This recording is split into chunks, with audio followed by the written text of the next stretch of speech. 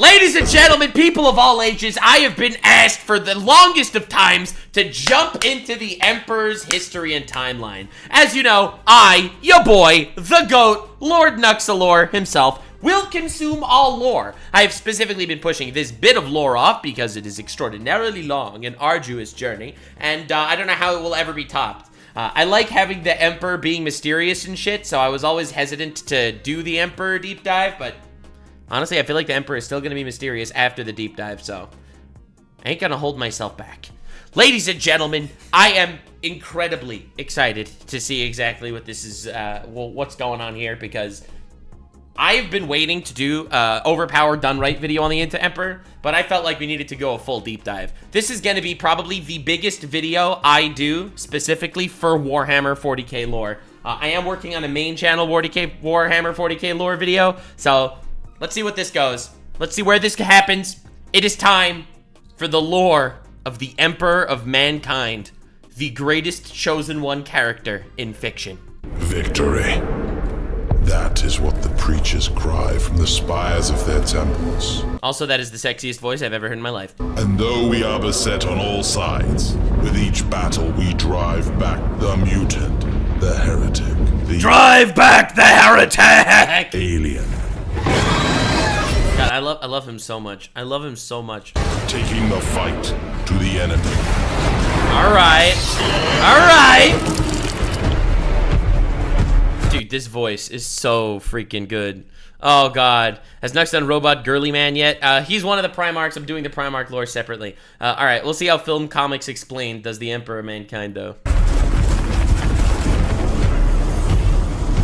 Purge those heretics. I feel like I'm doing a whole philosophical breakdown on Warhammer 40k for the main channel because a lot of people look at Warhammer as like nerd shit. In fact, I looked at Warhammer as nerd shit until I started doing my lore dives. And now I'm actually recognizing it as a legitimately philosophical masterpiece.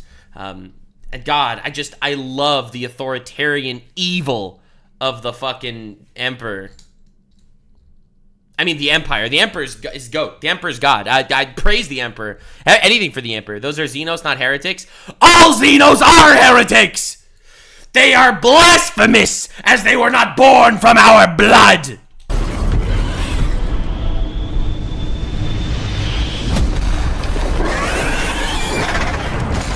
Alright.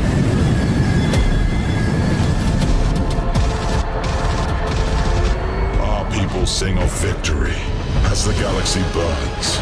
Shit, dude, it's crazy. Victory as the Imperium rots around us. Victory.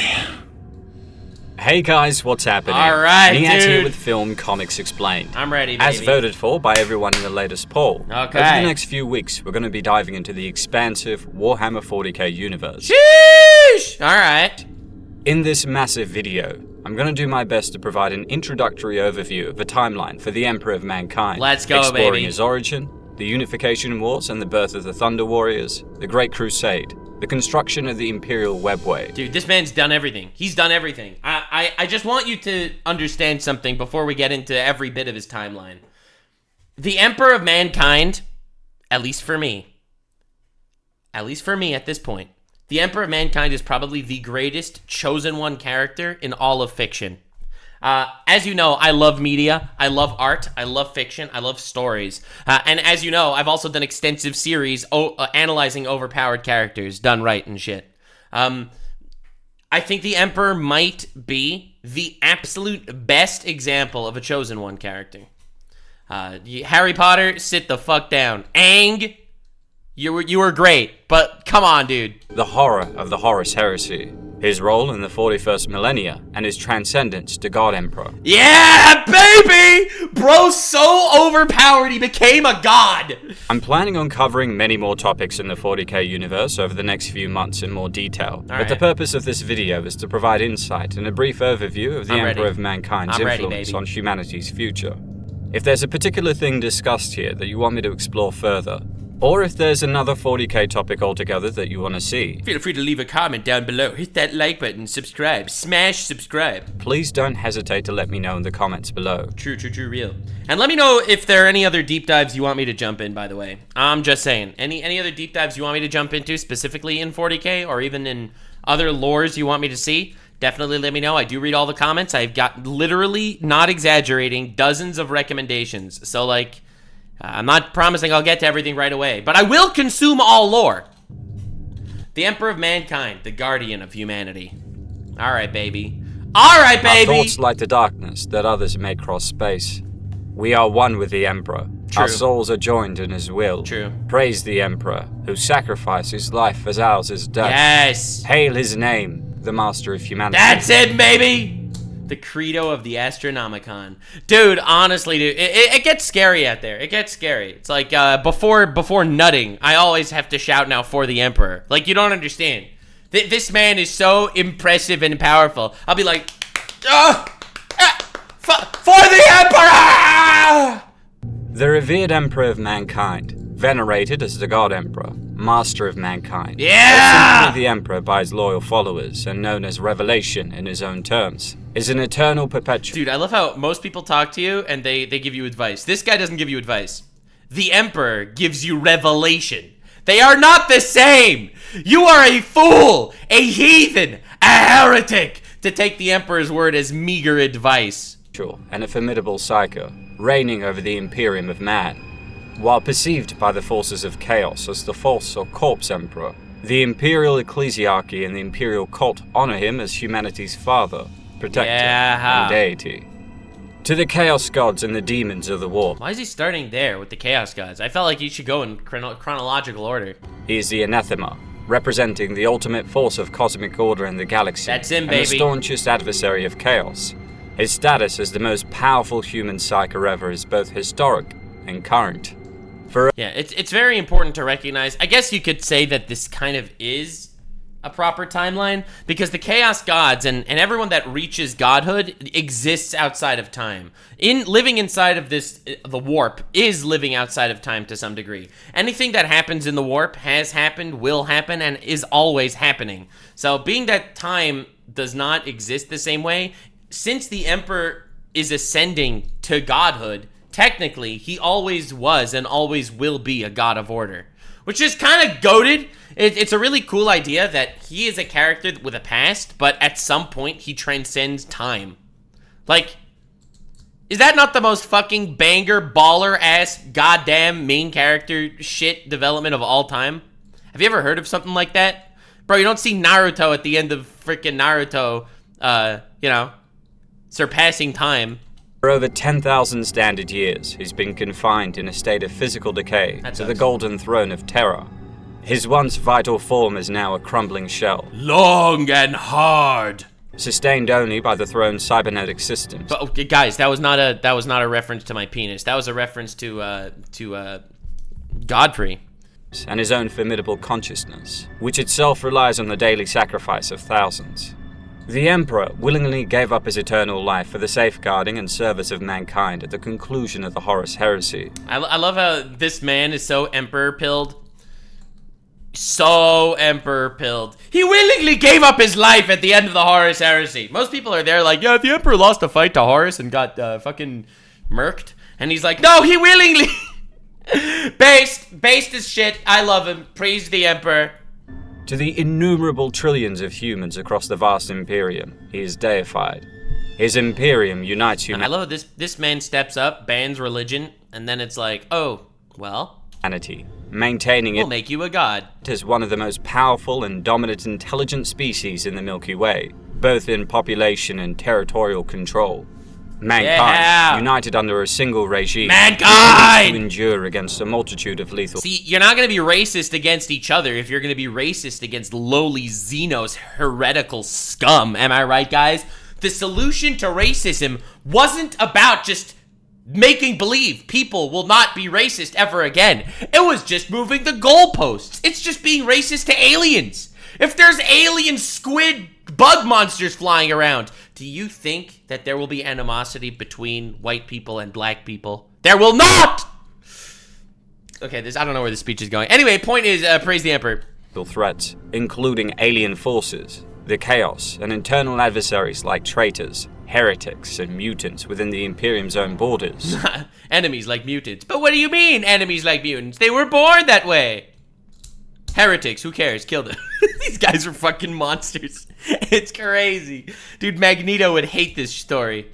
The governance of the Imperium, conducted in the Emperor's stead by the High Lords of Terror and these old fuddy-duddies. various Imperial organizations since the Horus Heresy's conclusion, has been marked by longevity, oppression, and necessary severity. This rule has led to a standstill in both technological advancement and cultural development, devolving into a regime characterized by tyranny, superstition, and a rigid, intolerant religious dogma. Yeah, which is ironic. It's ironic this is how it happened. Have been abhorrent to the Emperor. Despite his current state of unresponsiveness to external stimuli, the Emperor remains central to the Imperium's survival. It's almost like he never got a text-to-speech device. His physical presence on the Golden Throne, though not involved in the day-to-day affairs of the galactic human government, is crucial for the Imperium's sustenance. Yes, sir. His formidable... Well, ironically, even though he's a melting corpse on a chair, he's still super important. Psychic presence in the... It's very interesting to me that the Film Comics Explained video, this video is really framing it almost from the perspective of the importance of the Emperor instead of humanizing him, which I respect. He's a god. We should deify him as he deserves to be deified. But at the same time, by removing his humanity, like in your description of him, he's almost described as some sort of tool, some sort of entity that just guides humanity instead of a person, which he is ultimately. Right? I think that's what makes him such a fascinating character. It's the fact that you have both sides. The fact that, aside from the fact that he is a dominating force and the light and the darkness, order versus the chaos of the galaxy, he is also a man that has to make hard decisions for the sake of the future of humanity. And it's that dichotomy that, in my opinion, makes him a perfect Chosen One character. Like an actual perfect Chosen One character. And unlike Aang, who only had 12 years to master the elements, bro had 40,000 years to get to where he is now. Material sustains and guides the Astronomicon, a psychic lighthouse essential for faster-than-light warp travel, which is indispensable for Imperial navigation. More than indispensable. Without faster-than-light warp travel, humanity is royally fucked. He sits there as basically a battery to power the hyperspace travel, and if he would not be there, humanity loses the war. Because suddenly every different group of people, here and there and here, they can't communicate with each other and they're just gonna get absolutely annihilated. Which I guess fucking sucks for them. Reject racism! Embrace xenophobia! Oh my god, chat, you people are evil. The Emperor fucked up, though. That's what he wants you to think. He is playing 16 steps ahead. How dare you insult the Emperor? Mods! Ban the heretic! Transportation, trade, and communication. However, the upkeep of the Astronomicon is not without cost. True. It necessitates the human sacrifice! But in my opinion, human sacrifice is but a small price to pay for the future of humanity. Assistance of other psychers, whose life energies are gradually depleted by the Emperor to fuel the beacon. Yeah, ironically, it's this is like the ultimate utilitarianistic talking point. And I love this so much about 40k. 40k is a philosophical masterpiece. And again, I am working on the main channel video. But it does definitely show you that he is someone who sits down and embraces order in its entirety. Utilitarianism extreme. And human life is just another resource for the future of humanity. And sacrificing 1,000 psychers every day to keep his power going is honestly worth it in the grand scheme of things for the future of humanity. Human life has devolved in its value so much. The Emperor is a all-seeing, omniscient creature at this point. Being that he could see an endless future ahead of him and future for mankind, he knows that sacrificing even millions of people in war and as human sacrifices to power his machine, that will save literally untold trillions of an endless human race in the galaxy. Like, he is not fighting a war that we could possibly conceive or comprehend. 1,000 psychers per day are sacrificed to preserve the Emperor's psyche. See, that's insane. That's like wild. It's incredibly immoral. It's bankrupt of any form of morality.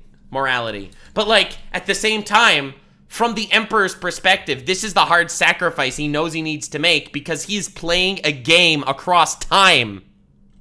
What a fascinating character. What a fascinating character.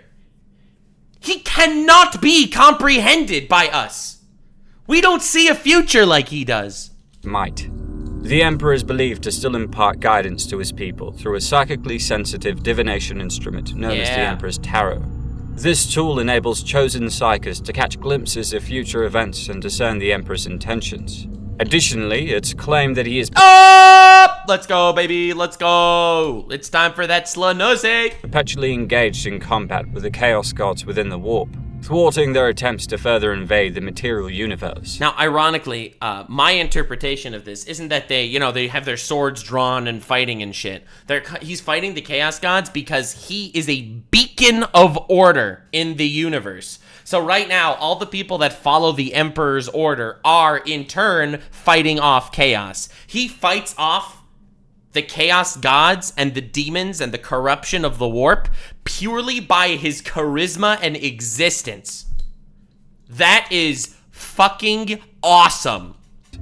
His consciousness is required to be eternally vigilant across the vast expanse of the Imperium, a necessary caution to ensure the protection and survival of the human race and to extend his safeguarding to those who are devout. Yeah, because in most Chosen One stories, right, you'll have your Harry Potter, your Aang, your Naruto or Luffy if you're caught up with those mangas. But like, you'll, all these characters, they'll start off as like these little guys. They don't really know what's going on. They try to make the right choices and go forward and do things that are moral and just and help as many people as they can. And these generic stories are cool in their own right. They some of them do Chosen Ones really well. Some of them don't. The difference between them specifically and this one is the Emperor is omniscient. It's not about him figuring shit out. He knows the shit already. How much of Harry Potter is just Harry Potter bumbling along trying to figure out what to do or what's the truth or what's going on? Or Aang trying to figure out how to master the elements, or Luffy coming to recognize that he is the sun god Nika reincarnated or whatever. Like, that is 90% of most Chosen One stories. Frodo going to Mordor, right? Like, that concept happens all the time. That for Chosen One characters. The Emperor is Chosen One and giving so much power, he's given omniscience. None of what the Emperor is doing is about just trying to ascertain the gravity of the situation. It's trying to impose his will on what the situation needs to be to the world. It's such a different concept and perspective on the Chosen One trope, and it's brilliant. Paramount to all is the collective belief of humanity in the Emperor's godliness. That's it! That is the paramount. It's everyone believing in him that's fighting off chaos. Also, fun fact, this machine gun over here, this bolter, it shoots torpedoes, all right? He's a big man. Stands as the foremost shield against chaos Yeah. and the myriad of other horrific perils that infest the galaxy. The central tenet that the Emperor protects has been the cornerstone of the Imperial Creed for more than 10 millennia. That's it, As baby. we go back... That's when he revealed himself. I thought that he would kind of go in order of his life, but I guess he's not. He revealed himself in around the year 30k. Until then, until the year 30k, he was just kind of guiding shit from behind the scenes. Like, I'm pretty sure it's canon that he was Jesus in that time. He felt like that was the best way to guide people. in time to explore the history of All the right. enigma that is the Emperor. Yeah! We begin by covering two alternative histories. The first origin that is hotly disputed, and What? the currently recognized origin, which by large discredits the former, and accepts that the early history of the Emperor, especially before his efforts to unite Terra during the Unification Wars, remain shrouded in mystery. Okay. The Emperor protects the Lectitio Divinatus. Alright, baby. Origin of the Emperor. Let's go! Contested history! Yeah. I love that it's contested history. Because they're living in the year 40,000. Trying to figure out what happened in the year 1 is obviously going to be mega contested. They're not going to have evidence to this shit, and the Emperor's not just there writing his exploits to the world. right? Emperor represents the unified reincarnation of all shamans from Neolithic humanity's diverse cultures, who were the earliest. That's diversity in media, ladies and gentlemen.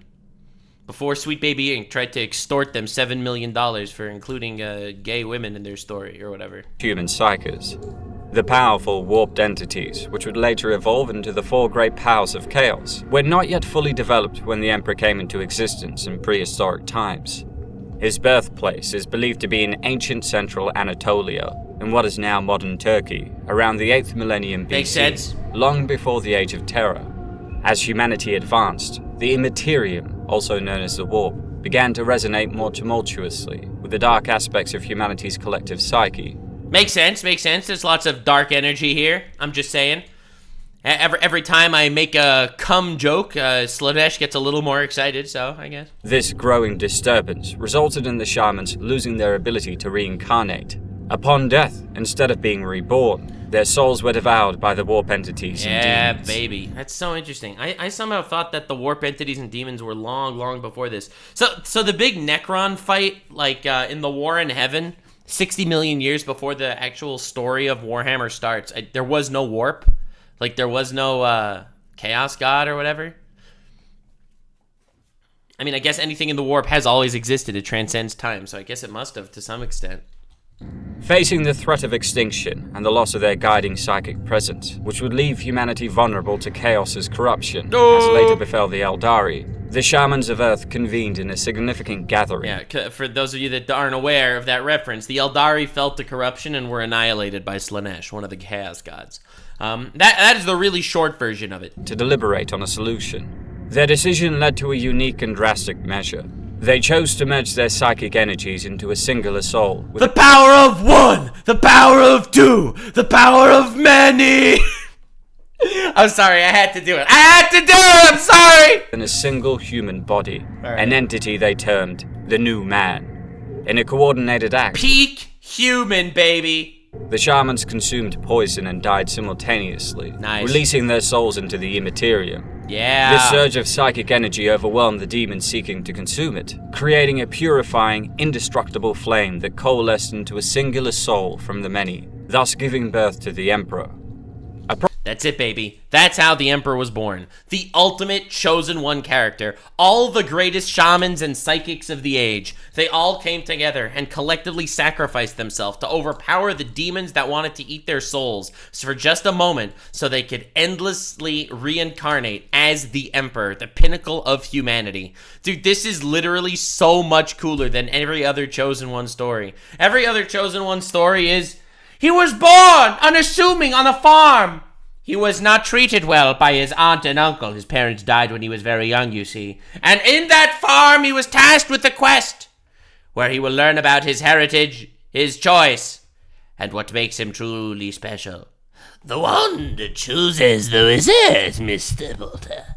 And then everything changed when he recognized the fact that he, the 10-year-old child, has been selected. None of that bullshit! Dude, Warhammer was around for a while, and it is still unique. This existed literally for 30 years, this lore was going for. Dude, it was written in stone 3 million years ago that you would be born for this one moment. Your midichlorians are truly incredible.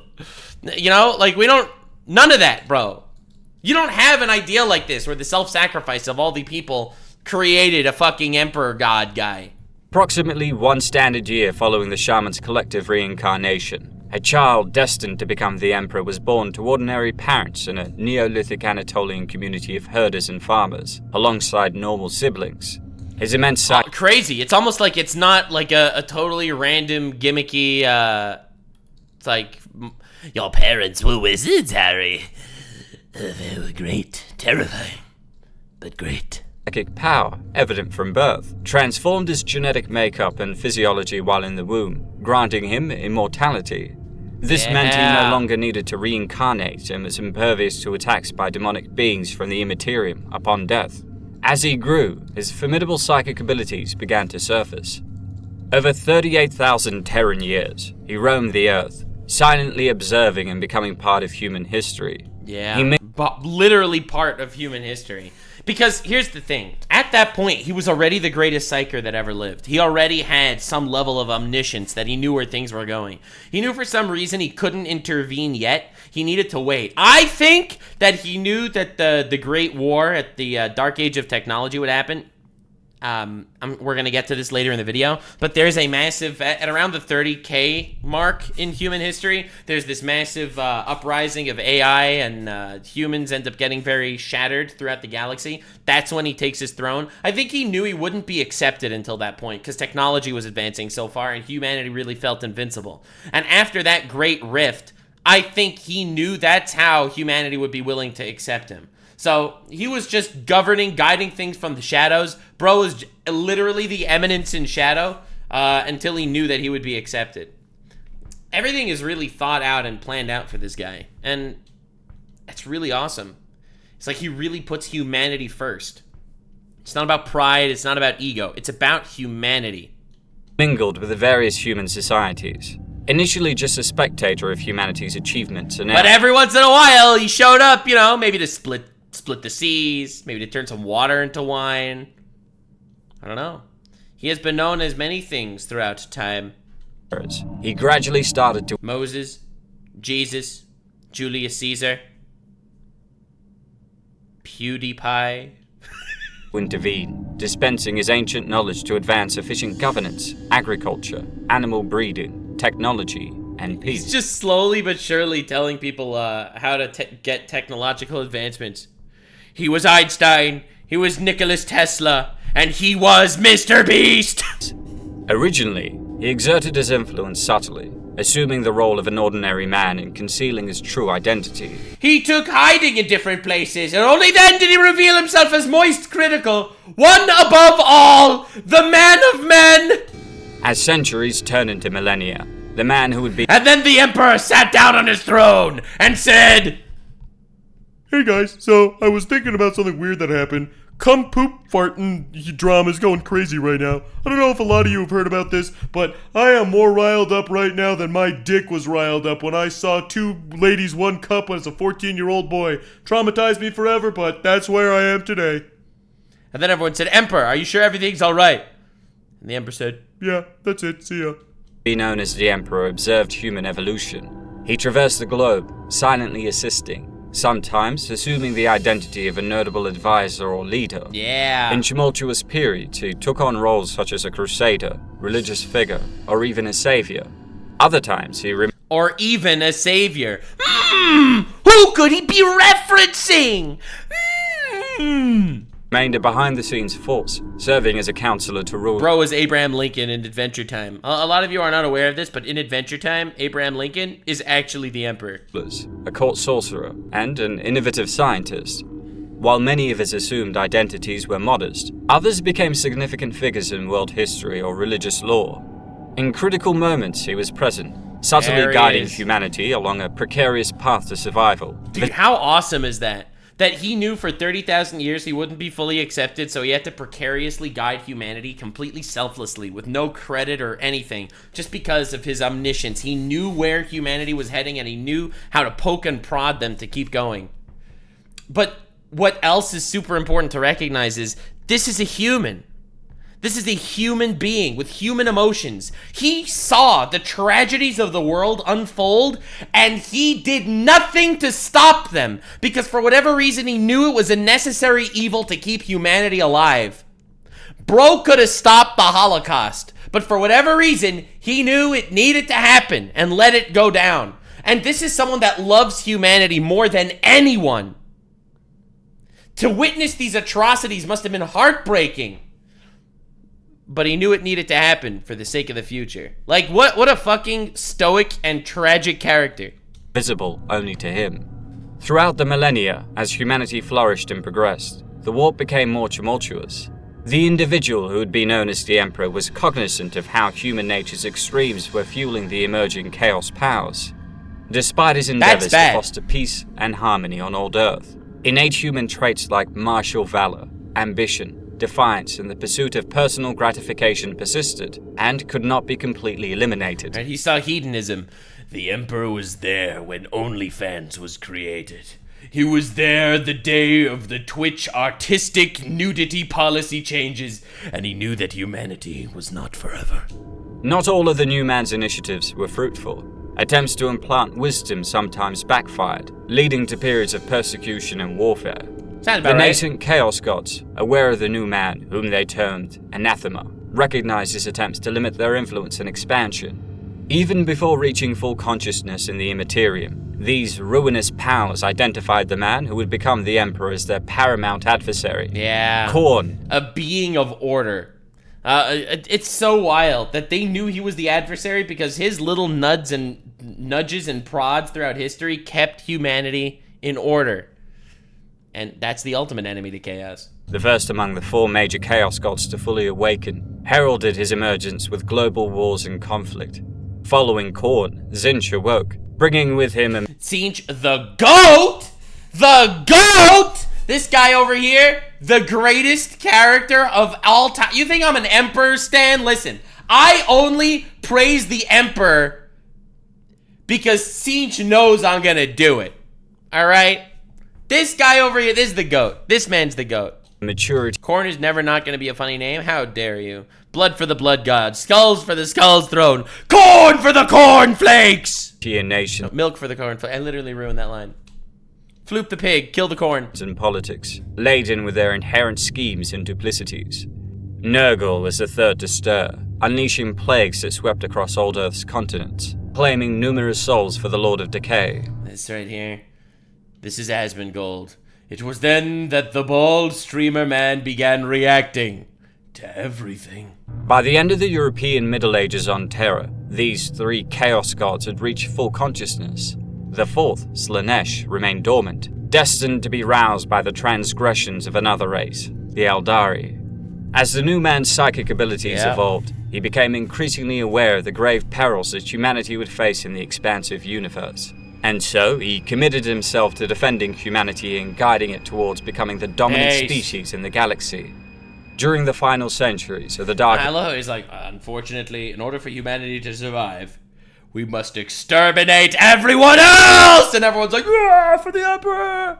Oh my god. Like, let's recognize that us describing him as a good guy or a bad guy is really missing the point, okay? He's not a good guy, and he's not a bad guy. He's a guy with a goal, and he will do anything for that goal. By our metrics of morality and ethics, this guy is a monster, okay? But we can't look at him through our own morality. He is someone that transcends our morality. Age of technology, an increasing number of humans were born with the mutant psychic genes, granting them the ability to harness the immense power of the Immaterium. This era witnessed the devastating impact of uncontrolled psychers, marking the beginning of the Age of Strife. Witnessing these events, This is the crazy shit moment, yeah. the Emperor recognized the necessity of taking a more direct and overt role in human affairs. Following the birth of Slaanesh after the Eldari's fall in the 30th millennium. Yeah, so one thing that he kind of went quickly over, I know that this isn't necessarily important for the Emperor perspective, but just to give you a sense of scale. After the... there was an age of strife. This is an age where humanity got too developed when it came to technology, and AI started overpowering them, and there was a whole civil war, and warp travel was lost. A lot of human colonies across the galaxy ended up completely cut off because they had to really downgrade their technological advancements a lot. And by doing so, the Eldari, another race, a 60-million-year-old race, had decided to partake in the most debaucherous possible moments in the history of time, torturing and enslaving and flaying humans that have just been caught in the winds, completely stranded at every edge of the galaxy. They committed so many endless, extreme atrocities that their cruelty birthed Slaanesh, the Chaos God, and it consumed most of the Eldari race. This is when the Emperor introduces himself to the world. At like a low point in humanity after this massive age of strife. That's when he showed up. I think he would have done this much earlier, but he knew the age of strife was coming, and he knew humans wouldn't be ready to accept him because they have all these technological advancements. They have all this AI shit that's doing all this stuff. Before AI rebelled, humanity was at like literal peak potential. they would not follow the Emperor. The Emperor introducing himself after the Age of Strife was the only surefire way for them to believe in him. And believe in him, they needed to do. If he divided humanity by him starting some sort of weird church to follow him, at the same time as the rest of humanity being all technologically advanced and not willing to follow him, that divide would just feed Khorne, the god of blood. So he knew that he needed to do it in a unifying factor. That's why, in my headcanon, he let the Age of Strife happen, knowing the endless millions of humans that would be tortured, murdered, and flayed throughout the galaxy, so he could unite humanity in his big reveal. That's my headcanon. It makes him a utilitarianist, insanely violent, fascist monster. But at the same time, it is what is best for humanity. That is the irony of this story. And the subsequent end of the warp storms that obstructed interstellar communication and travel from the Sol system, the Emperor decided that it was time to actively direct the course of human history once again. He saw this as imperative to prevent the extinction of the human race due to the calamities of Old Night. Alright, present origin of the Emperor. So until here, it's history. It's based loosely on what actually happened because they don't know exactly. He didn't reveal himself until now. Now everything's already written down. The aforementioned history, though, is now largely viewed as apocryphal. In reality, the true origins and early history of the Emperor, especially before his efforts to unite Terra during the Unification Wars, remain shrouded in mystery. What is clear, however, is his identity as an immortal with extraordinary psychic abilities. Yeah, the GOAT! The earliest reference to the Emperor in Imperial records dates back to his initiative to unify Terra, marking the end of the Age of Strife in the late 29th millennium. Yeah, this man shows up after the biggest civil war in human history, where humanity was crippled to, like, an insane degree, knocked back in the evolutionary line, and became the prey of the galaxy. He shows up, unites everyone, and his first doctrine is... Alright, we're banning religion, alright? No more of this divisiveness stuff, okay? We will worship one man, and that man will be me. Man actually stood up, slapped his dick on the table, and everyone bent down to suck it. His son Horus once remarked, as the great Elden Lord once said, long and hard. Based as fuck. Yes, preach, king, preach. That the Emperor had lived in Anatolia in his own childhood during their initial encounter. It's established that the Emperor was born as an immortal perpetual and was ancient even prior to his ascension to the Golden Throne over 10,000 Terran years ago. The Emperor is recognized as the new man, a pioneer and the most formidable among the new mutant subspecies of human psychers. Alright. He symbolizes the collective... I love how, despite the fact that they're genetically altering people and shit and doing all this crazy stuff, they cannot reproduce the Emperor. He is unique. He is justice. Reincarnation of extinct shamans, sorcerers, and wise men who guided primitive humanity in prehistoric times. As the Emperor matured, his powers began to surface and intensify. He gradually regained memories of his thousands of past lives, amalgamating their knowledge and experiences with his own. Nice. In his adolescence, the future Emperor experienced a defining tragedy when his father was murdered by his uncle. During the preparation of his father's body for an archaic funeral ritual, he had a clairvoyant vision revealing the details of the murder. Oh? Subsequently, the young Emperor confronted his uncle, and with a subtle... I did not know any of this. All of this lore is completely new to me. That's why I wanted to do the Emperor deep dive and discuss his full history. I only knew him from the context of, the context of how important he was to the Imperium of Man. That's why we're doing this, baby. We're doing the full-ass lore deep dive on the Emperor. And if you like lore, then subscribe, goddammit. Details of the murder. Subsequent funeral ritual. He had a clairvoyant vision revealing the details of the murder. Subsequently, the young Emperor confronted his uncle, and with a subtle exertion of his telekinetic psychic powers, stopped his heart, showing no signs of either grief or spite for the act. Holy shit. He just stopped the guy's heart. He's just like, alright, fuck you, bye, he's dead. Again, whatever it takes for humanity. Holy shit. He later reflected that this incident was the point at which he understood the necessity for humanity to have laws. order and the leadership of a sagacious ruler to achieve its utmost potential. And that's why he became the authoritarian figure that we know him as. Fascinating. Following his father's death, he departed his village and headed towards what he called the first city of humanity, likely a reference to one of the Sumerian city-states in ancient Mesopotamia. Alright. For many millennia before his emergence as the emperor, he observed and subtly influenced the course of human history, assuming the identities of numerous historical figures. He recognized that the darker facets of human nature were nourishing the burgeoning chaos gods in the warp. In response... Didn't we just say this earlier? Are we repeating the same idea that he went through human history and took the places of figures because he knew the chaos gods? He endeavored to foster peace and harmony on old Earth, to limit the growth of the ruinous powers. Right. Regardless of the specifics of his origins, the man who would be known as the Emperor emerged as the most potent psyker in human history. Yeah! Are we just talking about this is the basic history that we know to be true, as opposed to the fact that previous history is up for question? Before his ascension to power, he lived as an anonymous perpetual, belonging to a mutant strain of humanity endowed with near immortality due to their highly advanced and efficient cellular regeneration capabilities. The origin of the Perpetual's abilities, whether natural or externally induced, remains a mystery. During the era of humanity's earlier interstellar civilization, known as the Age of Technology... Dude, this is the height difference that we're all looking for. Yes! The Emperor was already present and was associated with other Perpetuals like himself. Among these was Olivia Sarica, a notable figure. Okay. In this period... I don't know her. Is she the alleged mom of the Primarchs? Is that Olivia Sarica? Is that who we're talking about? Sarica, along with several other Perpetuals and the future Emperor, embarked on a journey to the night world of Molech on a one-way spacecraft. All right. There, they discovered a portal to the realm of chaos, which the future Emperor bravely entered. What? This happened? Wait, so this is at the very, very, very beginning of the Emperor's actual rule, where they went on a mission and found a portal to the chaos? Alright, this is huge! I didn't know he went on away missions. I somehow always regarded him as, ordering around Earth from Terra. Gaining newfound powers and knowledge crucial for the eventual creation of the Primarchs. These superhuman beings were to be crafted through a blend of advanced genetic science and warp energies.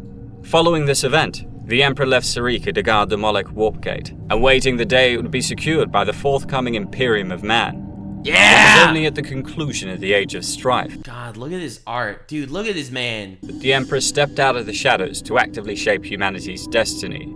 He undertook the monumental task of uniting the fragmented factions of Earth during... Right, because since the Age of Strife, you had no warp travel, and therefore different people in all over the galaxy just completely isolated. The Unification Wars, which commenced in the late 29th millennium and concluded in 712 M30, with his ascension to direct rule over old Earth. Yeah! With a heavy heart, he accepted the loss of many innocents during his conquest. That's what it means, with the heavy heart. He accepted the loss. It is a heavy heart. He is a human. He is the godfather of humanity. He is sitting out there loving humans. This man loves people. And despite that fact, he knows that he has to sacrifice untold millions for the sake of humanity's ultimate survival.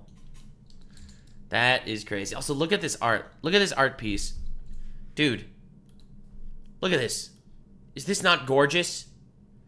Dude, this is actual glory. This is such a beautiful work of art to show you the endless army of the millions of soldiers lying their lives down on the line for humanity. Oh my God, breathtaking. Seeing it as a necessary sacrifice for the greater good of uniting humanity and shielding it from the tangible threats of the war. In collaboration with the ancient Mechanicum government of Mars. Yeah, oh my, why didn't he annihilate the Mechanicum? Are we gonna finally get this explained? He banned all religions except he somehow kept the Mechanicum around. Why, because they make guns? Bro! He's not that capitalistic, is he? Emperor and the people of Terra formed a pivotal alliance through the Treaty of Mars. This treaty marked the formal establishment of the Imperium of Man in the late 30th millennium.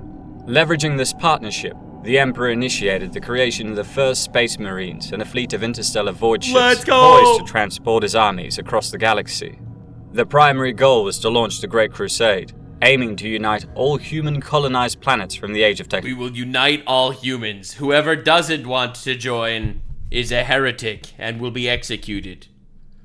Also, if they're furries, we will kill them, because...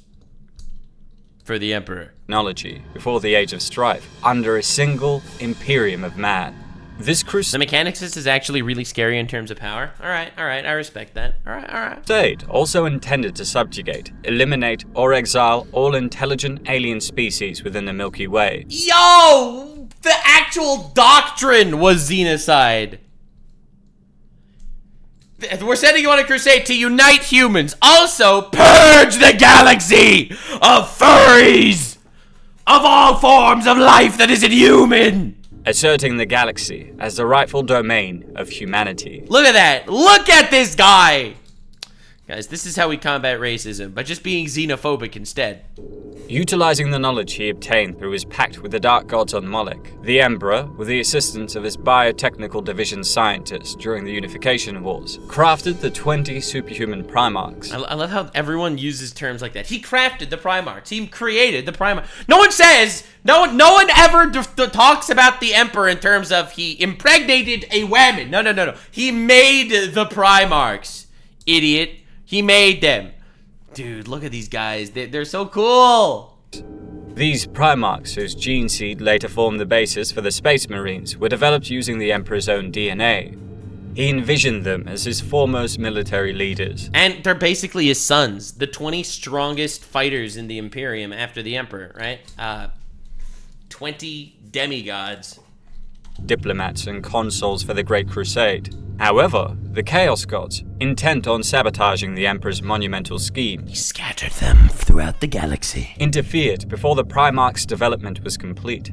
While still in their gestation capsules within the subterranean genetic laboratories beneath the future Imperial Palace on Old Earth, the Primarchs were swept into the warp by the will of the Chaos Gods and dispersed across various human-occupied worlds in the galaxy. Yeah, that's why I'm having so much fun going through the different lore of the different Primarchs. We've already done Lionel Johnson as well as Fulgrim. Next is Perturabo. I'm very excited because every single one of them is a chosen one, all right? Yo, listen how insane this is for those of you that are just stepping in here because you are interested in lore. And I, Lord Nuxanor, the man that will consume all lore, I want you to know something insane. You know how the Emperor is the ultimate chosen one character? Well, all of the Emperor's Primarch sons are chosen one characters. You know the generic chosen one trope? The guy who was born and he was the chosen one all along, and he was Anakin, and he killed the younglings, and he made something of himself through figuring out his true identity, and you know that whole gimmick? Well, that is the storyline that each one of these guys go through. They are all transported to a different world, to a different place. Some of incredible hardship. Like Lionel Johnson, the first Primarch, that guy ended up on some random planet completely overrun by demon beasts. He hunted beasts all of his life until he met up with a camp of humans that he inspired to take the fight to the demons. He got them all together. He faced off against the demon beast guys. He exterminated them. He formed some sort of military base there. He eventually met up with other Space Marines, and in order to show his dominance, he took off his 2,000-pound power armor to fight fully armored Space Marines naked and beat them in single combat to prove his alphaness. This absolute Giga Chad proved he was the main character. That is how Lionel Johnson became a GOAT. Fulgrim had a completely other ride. Bro was dropped in some planet that didn't have enough resources to survive, and the fact that they had to literally murder half the children being born because they did not have enough food on the planet to survive. Through his incredible hard work and dedication, he came up with different techniques and ways to literally revitalize the fucking planet to put himself on top politically, and he kept moving from there. Every single one of these Primarchs is a chosen one of their own story and lore. That is so cool. All of the Primarchs are generic chosen one characters. The Emperor is just one above all. That's why it's such a crazy story. Such insanely cool lore. Oops. In this way, the influence of chaos had already marked the Primarchs even before their births. During the Great Crusade, all but 2 of the 20 Primarchs were rediscovered and reunited with their respective Space Marine legions. That's a whole big idea now. We keep saying 20 Primarchs because there were 20 Primarchs, but we don't know where the Primarch of the 2nd or 11th Legion is at all. We've never found them so far in the lore. So when we talk about the 18 Space Marine Legions, we talk about the 1st, the 3rd, the 4th, the 5th, the 6th, the 7th, the 8th, the 9th, the 10th, the 12th, the 13th, the 14th, the 15th, right? We still didn't find 2 of them. I guess they'll show up at some point. Had been formed from the genetic material they left behind. As the Emperor ventured through the cosmos, some humans sought to deify him, a notion he strongly rejected. Yeah, I love how this guy's like, do not deify me. Do not deify me. Do not Anyway, now he's called the God Emperor of mankind. They treat him as a god. Declaring, I am not a god. Rather than enslaving humanity, I want to free it from ignorance and superstition. Damn. Nonetheless, look at this guy. Look at this guy. He was so inspiring in his speech against deifying him that they deified him. Is that not the most Riz of all time? Lorca, the 2 missing Primarchs were killed and removed from Imperial history? Oh, is that true? God damn, that's crazy. Primarch of the Wordbearers Legion, yearning for a divine future for humanity to revere, succumbed to the persistent temptations of the Chaos Gods. Yeah. After leading his... So currently, of the, 18 Primarchs, there ended up being 9 of them, I think, that rejected order and embraced chaos and started worshiping chaos. That's what caused the whole Horus heresy and stuff. Legion to their service, he dispatched his first chaplain, Erebus, to subtly corrupt the minds of other Primarchs and their legions. Sheesh. At the pinnacle of the Imperium's expansion in the early 31st millennium, Horus, the Primarch of the Lunar Wolves Legion. Dude, I am so excited to cover Horus. He's gonna get his own dedicated video, just like the Emperor, just like all the other Primarchs that I really want to do dedicated lore dives into each of them. The Horus one's gonna be crazy. Subsequently renamed the Sons of Horus, and the Emperor's most trusted son was seduced by his own hubris, needs, and aspirations into aligning with chaos. His betrayal precipitated a colossal civil war for galactic dominance, known historically as the Horus Heresy. This conflict involved half of the Space Marine legions and numerous Imperial Army regiments. Sheesh. Although the Emperor ultimately triumphed over Horus during the traitor Siege of Terror, he was grievously wounded, losing limbs and sustaining severe systemic damage. Dude, how crazy is that? Again, try to look at this from the Emperor's perspective, not only as, some damn near omniscient god guy. Look at it from the perspective of a human. Someone who's done everything for humanity's sake. And 9 of his own sons rebelled against him, formed an alliance, tried to kill him and take over completely for chaos. The one thing that he is a beacon of rejecting. That's what happens. Like, honestly, that's so tragic. It's so tragic as a character. Like, think of him as a father, and this goes down. Like, actually, indescribable tragedy. Crazy that he went through this shit. His existence teetering between life and death. And this is what ended up. This is how he ended up after the Horus heresy, after fighting Horus. His son crippled him and turned him into this. The once incredible God, still incredible, God Emperor of mankind, reduced to this. How insane is that? And this is who he is right now. Right now in the 41st century of the 41st millennia of mankind, this is who is ruling them. We are currently in an era of this. How fucked up is that? To see how mighty he was and to see where he is right now. What a crazy character arc. Honestly, nothing but inspiring from a lore perspective. Has since been maintained by the life support systems of the Golden Throne. Within his physical confinement, only his mind remains active, roaming the immaterium, ceaselessly endeavoring to safeguard and steer humanity toward a progressively elusive, brighter future. See, I still think it's possible. In fact, I would go as far as to say that it's plausible that he predicted the Horus heresy. I know that sometimes the Chaos Gods seem to be out of his omniscient reach, but I think it is likely that he knew the Horus heresy was going to happen in order to weed out the weak spots of humanity or something. Again, I don't know. I don't know what part of him thought that him being stuck in a chair was worthwhile. But again, this guy he thinks on a platitude that is not the same as ours. It's like we cannot understand him. He is an unknowable figure, The Unification Wars and the birth of the Thunder Warriors. And this is where we are now.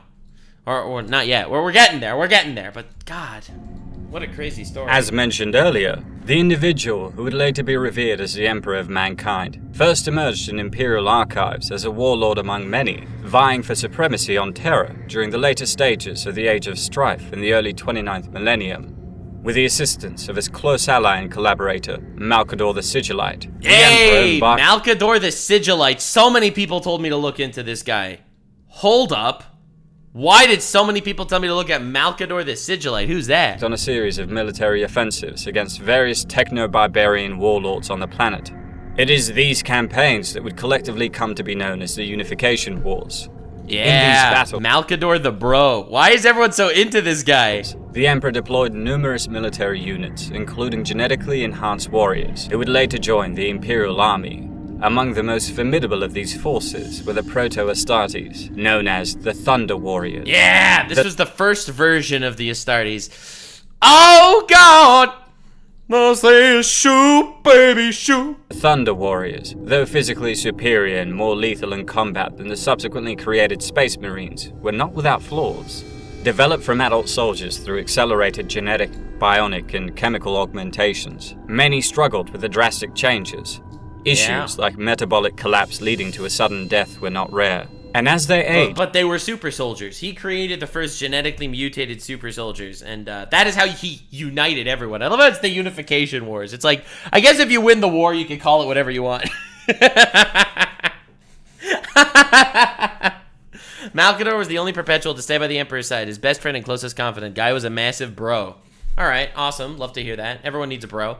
If you do not have a bro, you do not have a life. I know that might be a hot take, but everyone needs a bro. You need someone! Someone that you could just be you with, that you can let down the mask. And the Emperor had a bro, which is awesome. He couldn't do it alone. I love how even though he's the perpetual, perfect, chosen one character, he needed a bro. That's just fucking awesome. I love that. Many Thunder Warriors became susceptible to mental instability and psychosis. Yeah, because they were fucking monsters. He literally genetically mutated them into killing machines. Despite the... But it was worth it! Dude, only this is how... You want to know how badass the world of Warhammer is? This over here is a man wearing 2,000 pounds of battle armor, genetically mutated for warfare, ready to lose his mind at any second, with a bolter in one hand, a machine gun that shoots torpedoes, and a chain sword in the other. It's a sword and a chainsaw! This is the most Giga Chad freaking thing in the universe. Brother! These challenges, the Thunder Warriors were instrumental in the Emperor's ultimate triumph over Terra's warlords. I'm sure he's going to treat the Thunder Warriors really, really well after this. The success led him to conclude that his grand vision of reuniting humanity across the galaxy necessitated the creation of a more advanced and reliable core of genetically engineered military commanders and warriors. Oh, no. After the pivotal battle on Mount Ararat in the Kingdom of Aratu, which some accounts cite as the concluding conflict of the Unification Wars, Terra finally achieved unity. Terra achieved unity. I love how he calls it unity. Meanwhile, he did the Civil War of all civil wars and just fucking won. All right, like history is written by the victor, as incredible historical figures like Sun Tzu and Doflamingo have been known to say. The victory, won through centuries of strife, bloodshed, and sacrifice, brought the entire planet and its populace under the singular dominion of the Emperor. I love how actually, I know this is like a gimmick. You know how every single story has like the main bad guy of the story that's like, I want to take over the world? It's like, but why? And then they'll have like some sort of whole bullshit reasoning. It's like, well, if I take over the entire world, then the entire world will be unified beneath me. I will create peace. Peace ruled by fear under my fist. This is like your generic ass anime villain bad guy plot. The Emperor did that. Okay? The Emperor did that. He literally conquered the world to unify it. What does that say about all these bargain basement bitch-ass protagonists in all these stories that are thwarting? This man is so based. He knew that for the sake of humanity, it was worth literally conquering the world. Yet to realize his vision of a united human empire spanning the galaxy, the Emperor recognized the necessity of making some challenging and potentially unethical choices. With the Thunder Warriors having... potentially unethical. Well, I'm sure he's going to treat the Thunder Warriors really well for working so hard with him and conquering the planet. ...served their purpose, the Emperor decreed their elimination.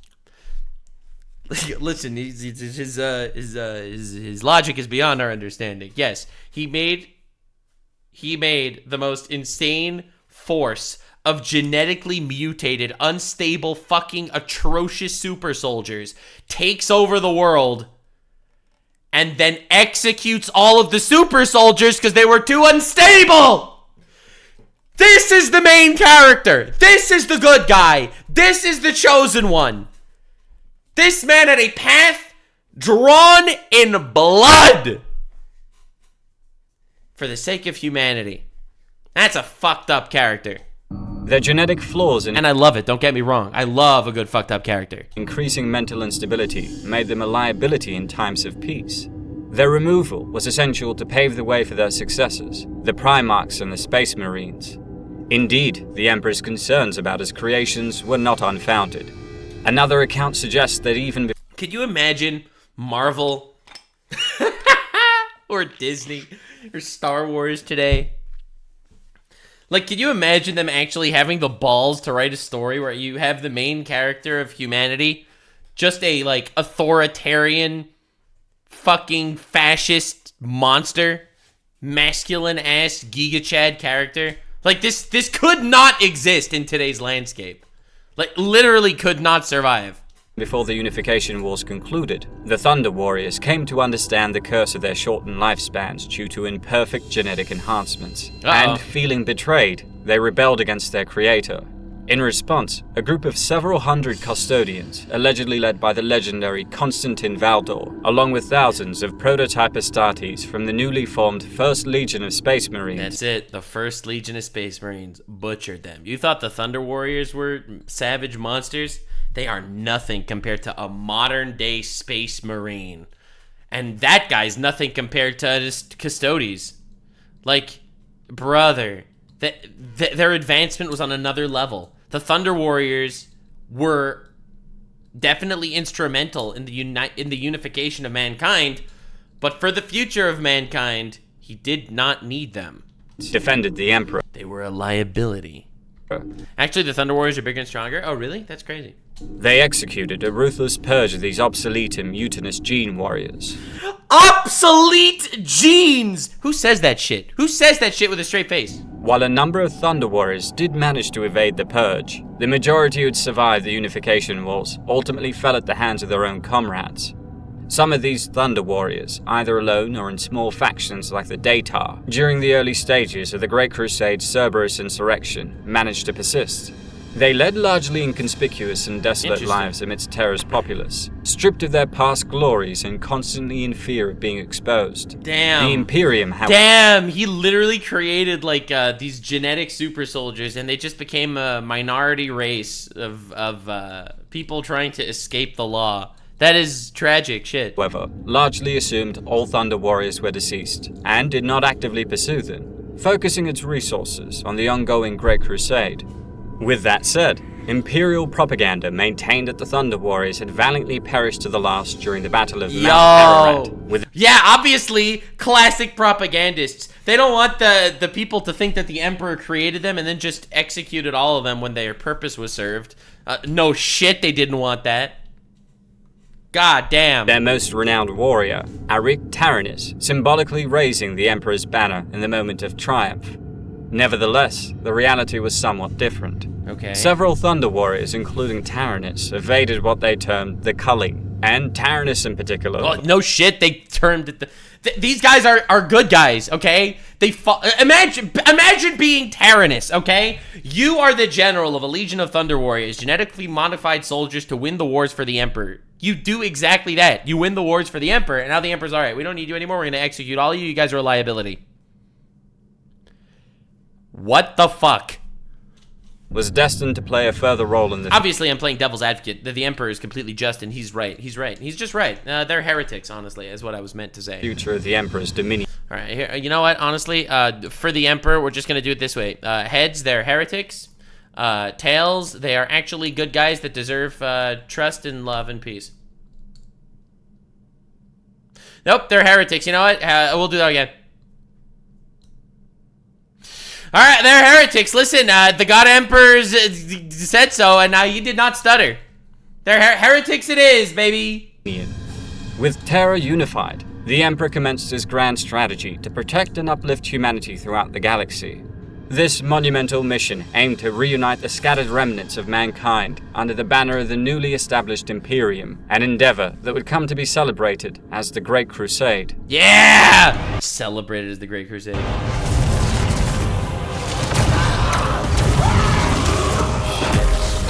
Oh, that looks like they're fighting Necrons to me.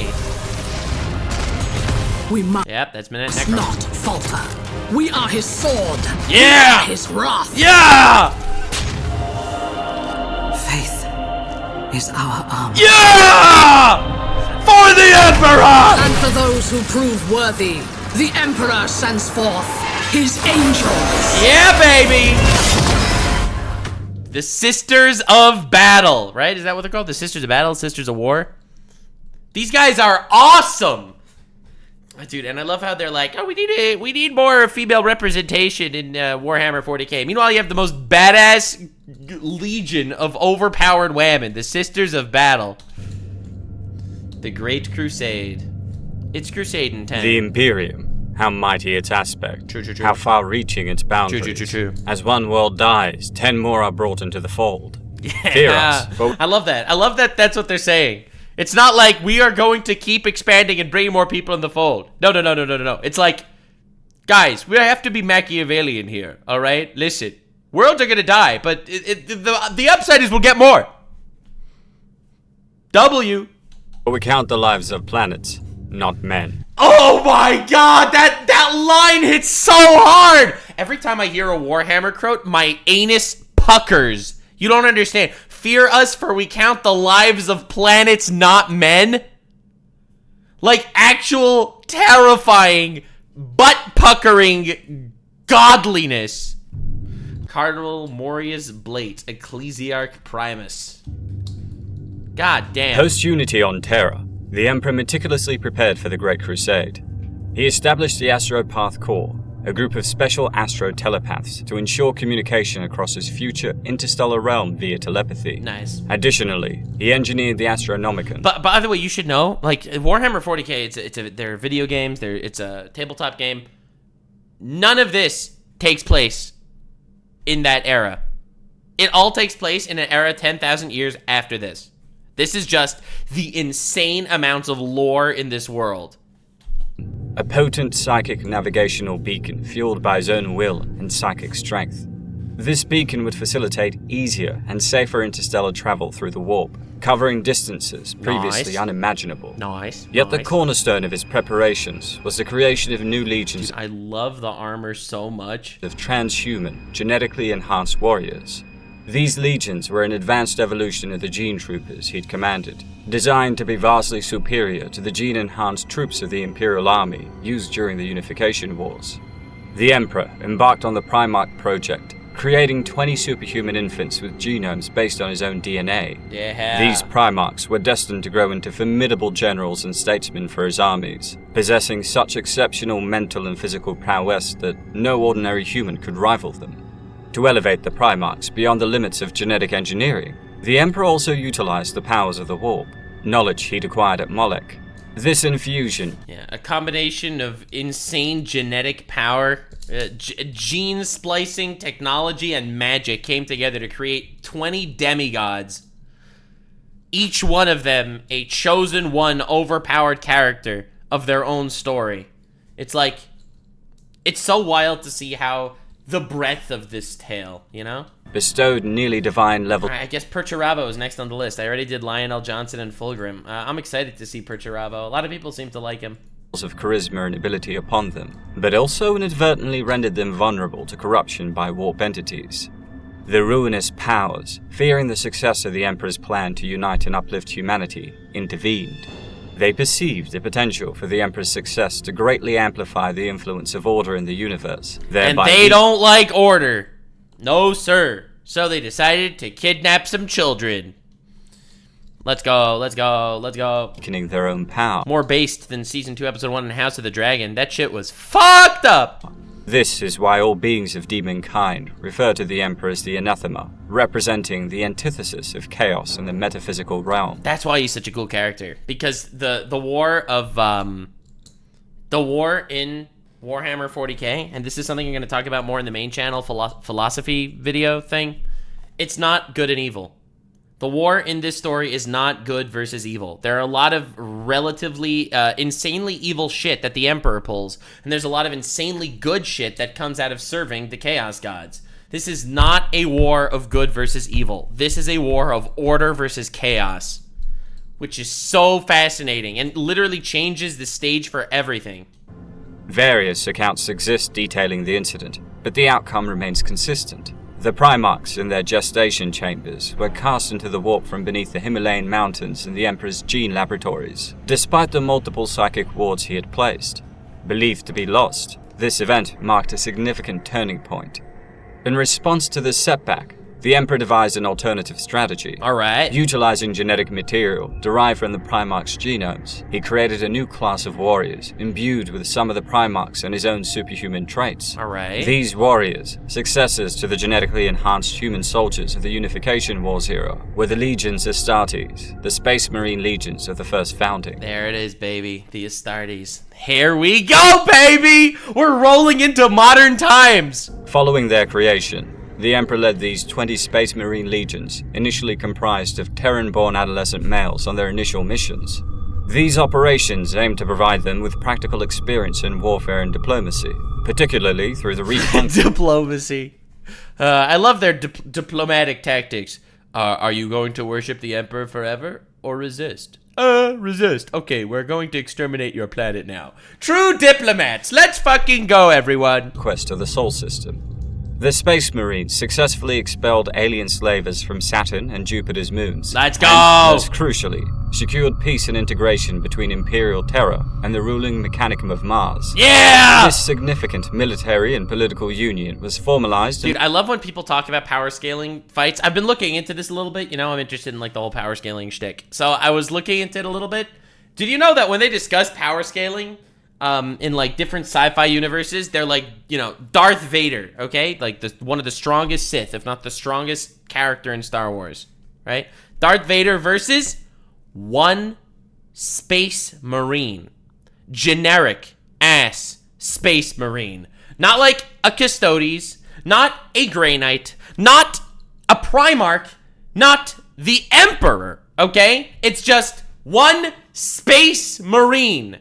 One of the thousands of Space Marines versus Darth Vader. Realistically, I think Darth Vader would probably win, but it would be a close fight. Like, I could see that. I could see it being a close fight. But that's how crazy the power level here is. Everyone is overpowered in Warhammer. Like, it becomes fair because when everyone's overpowered, no one is overpowered. But in a legion of hundreds of thousands of Space Marines, when one Marine is a match for Darth Vader, that's fucked up. In the 30th millennium with the Treaty of Mars, providing the Emperor with the technological resources and materials necessary to expand his crusade into the stars. Simultaneously, this alliance marked the formal establishment of the Imperium of Man and laid the foundation for the imperial bureaucracy on Terra. It integrated the Mechanicum as a key component of the Nascent Adeptus Terra, the extensive administrative body of the Imperium, later to be known as the Priesthood of Earth. Yeah, it's interesting that he included the Mechanicum so much. Because the Mechanicum is another religion. It literally goes against everything it is. I guess he's pragmatic enough to know that it is worth betraying his own philosophy to some degree for the sake of bringing more people into the fold.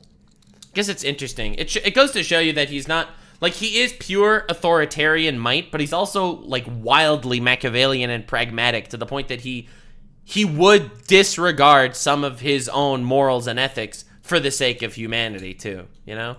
Ultimately, the Mechanica makes the fucking guns, and that's worth it. Depends if lightsabers can go through armor, because force powers wouldn't do much. Now, force powers would do nothing, because every single, like, the Space Marines, especially the Librarian Psyker Space Marines, they can also use Force Lightning, or the equivalent. They can also manifest your darkest fears in front of you. Like, they're like, what the fuck do you do against that? And even if lightsabers could go through armor, not gonna lie, even if they, first of all, they have plasma swords, which would probably stop that shit. All right? But also, even if it could actually get through their armor, they regenerate almost instantly. They have 2 hearts and 3 lungs. Like, it's a close fight regardless. And that's just one Space Marine we're talking about. Right? Imagine Vader going up against 2 Space Marines. The termination of the warp storms, triggered by the emergence of the Chaos God Slanesh and culminating with the fall of the Eldari, paved the way for the Emperor to launch the Great Crusade around 798 M30, commencing with the renowned first pacification of Luna. The Emperor's forces, distributed among an expanding array of expeditionary fleets, embarked on a mission to reconnect with long-forgotten human colonies. Yeah, baby! The ultimate Giga unification. Alright. And tyrants, and annex extensive new territories for the burgeoning Imperium across the galaxy.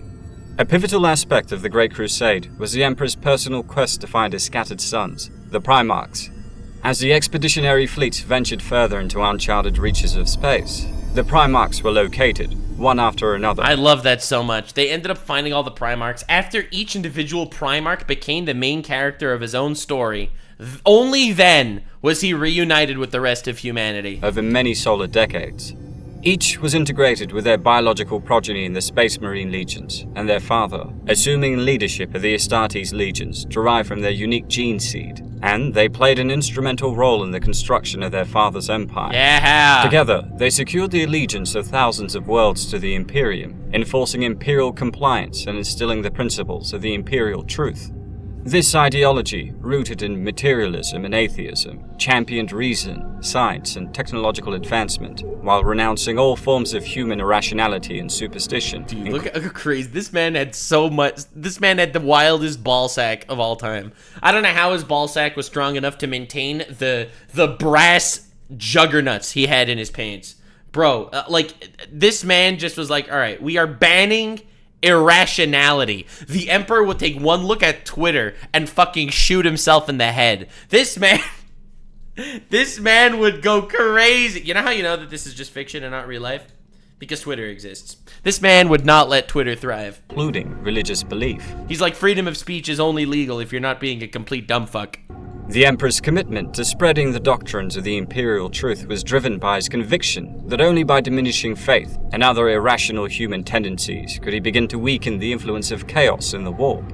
The Emperor himself proclaimed that humanity would not achieve its destiny as the dominant intelligent species in the Milky Way galaxy until the last stone from the last church was cast down onto the last priest. Shit, dude, what a crazy line. A lot of people told me I had to look into the last church. Apparently there's this whole animation of the destruction of the final church.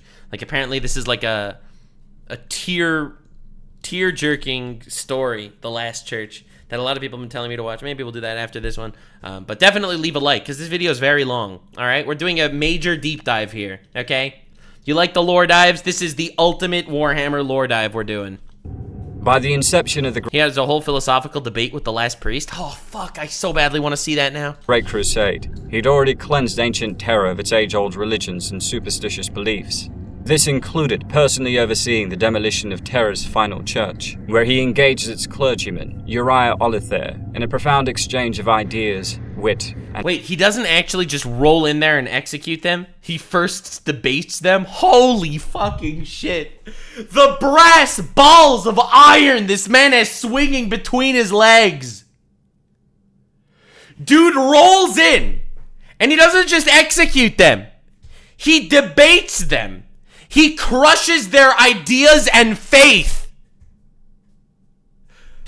Oh my god, this man is so fucking insane. Like the Giga Chad of Chads. Escanor would lick his cock. The Imperial Truth further posited that humanity, owing to its supposedly pure physical form, was the rightful ruler of the galaxy. This belief was bolstered by the failures of other intelligent alien races like the Eldari in sustaining galaxy-spanning civilizations. True, the Eldari didn't... listen, the Eldari, for those of you that want to know, they trust the Emperor over the Eldari. The Eldari are a race that existed as the strongest force in the galaxy for 60 million years. 60 million years. 60 million. That is a very, very long time. And despite that, they ended up crumbling. The Emperor was like, we are not going to be failures like the Eldari that only ruled for 60 million years.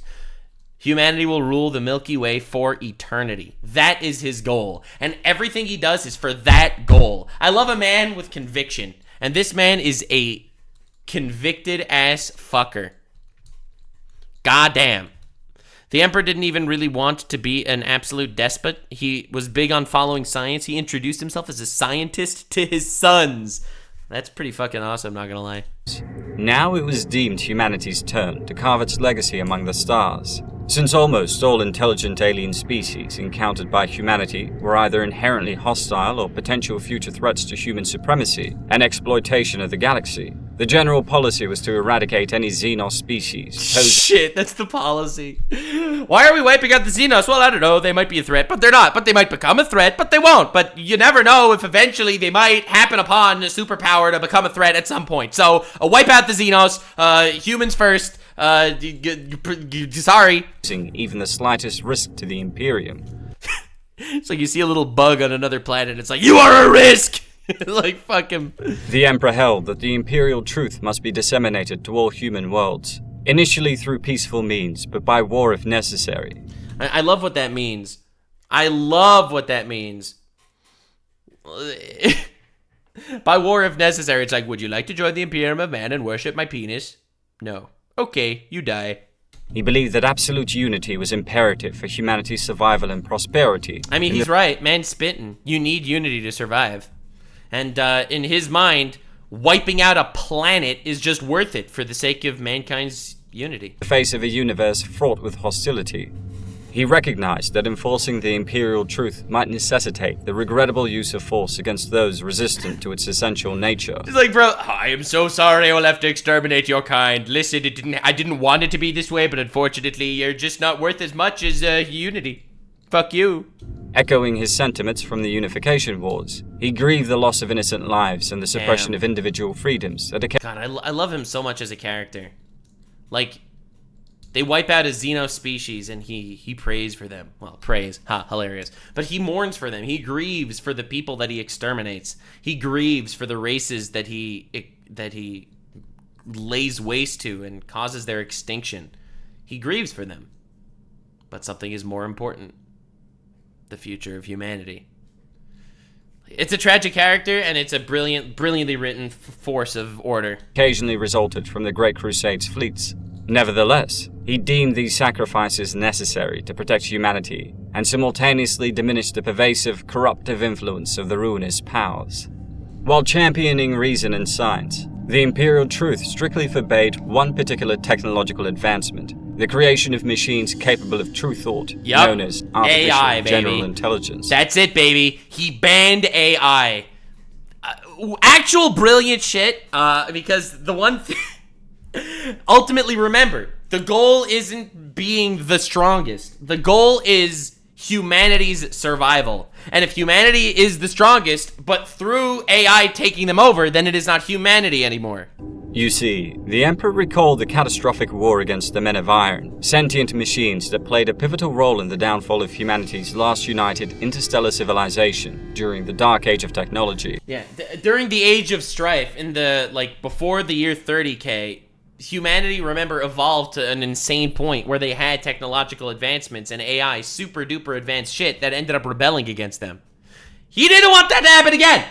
Keen to avoid repeating historical errors, he was determined not to see humanity succumb to... And you're probably wondering, why didn't he just ban AI the first time? Well, the first time he didn't reveal himself because he knew they wouldn't listen. He knew they would reject him and embrace AI. Now that he has something to lean on, he could tell people, listen, we're banning AI, and you have to follow this doctrine because remember what happened last time? And everyone's like, oh yeah! We don't want that to happen again. Such perils again. Therefore, when the Great Crusade's expeditionary fleets encountered advanced human civilizations in the depths of space that had developed artificial general intelligences, these societies were eradicated without exception. That's fucking crazy. Because remember, humanity expanded throughout the galaxy before this Age of Strife. So there are still super technologically advanced human civilizations, so much more advanced than the actual Imperium of man. But instead of taking them into the fold and embracing their love of technology, they were wiped out. Without discretion. Because they are a risk. Fuck! That's hard! Deemed threats to the safety and integrity of the emerging Imperium. The universe has many horrors yet to throw at us. This is not the end of our struggle. This is just the beginning of our crusade to save humanity. I love that they'll literally branch out. They'll just wipe out completely peaceful alien populations to save humanity. It's like, why are you murdering my children? They did nothing wrong. It's to save humanity, heretic. Be faithful. Be strong. Be vigilant. I love how he calls it faith. Faith is the absence of reason. Which is, it's fascinating that he calls it having faith in the Emperor. Because in his mind, he knows the best way to keep humanity alive. So they need to have faith in the Emperor, even though the Emperor is acting through logic, not faith. He just knows that they can't possibly understand his omniscience. As the Great Crusade advanced, there grew an escalating concern regarding the use of psychic sorcery within the ranks of the Imperium. The Emperor, despite being the most formidable human psyker ever known, harbored deep reservations about the increasing prevalence of mutant psychogenes among the human population. He believed that most of humanity was not sufficiently evolved, either physically or spiritually, to safely harness the immense power of the warp, or to... No, he doesn't roll out a fucking harvest. He doesn't make them just start wiping out psychers, right? Oh, no. resist the corruptive lures and temptations of its malevolent inhabitants. Increasingly, the Imperial Army and the Space Marines discovered upon their arrival on various planets that the local populations were under the sway of enigmatic forces and unnatural mystics Looks like Nurgle moment. known as sorcerers. These individuals were typically adherents of chaos cults, wielding sorcerers' psychic powers bestowed upon them by demonic entities from the warp. Such powers bore a striking resemblance to those employed by the Thousand Sons Legion, led by Primarch Magnus the Red. Oh god, I love Magnus. I can't wait until we do the Magnus deep dive. Because he ended up worshipping Tzeentch. If I was a Space Marine, I would definitely be a Thousand Sons. The use of sorcery by the Thousand Sons had attracted severe criticism, particularly from Primarch Mortarion of the Death Guard Legion, who had first-hand experience with the perils of sorcery on his homeworld of Barbarous. Additionally, Leman Russ of the Space Wolves Legion disapproved, holding the view that any form of combat relying on deception, cunning, or anything other than direct physical engagement was inherently dishonorable. Oh god, I love how every single Primarch has their own idea of what warfare needs to be. Vehemently opposed to the Thousand Sons' use of sorcery, Russ was a driving In Emperor TTS, Magnus shows up in episode 13, stays on as a permanent character. God damn it! That sounds awesome. force behind the movement to outlaw psychic powers within the Imperium. His conviction stemmed from his experience in several Great Crusade campaigns, where his Space Wolves Legion had allied with the Thousand Sons. The growing rift over this issue began to threaten the very cohesion of the nascent Imperium, prompting the Emperor to summon an Imperial conclave to definitively address the matter. Both proponents and opponents of psychic powers converged on the world of Nicaea, each side resolute in presenting their arguments before the Emperor, who presided as the final arbiter.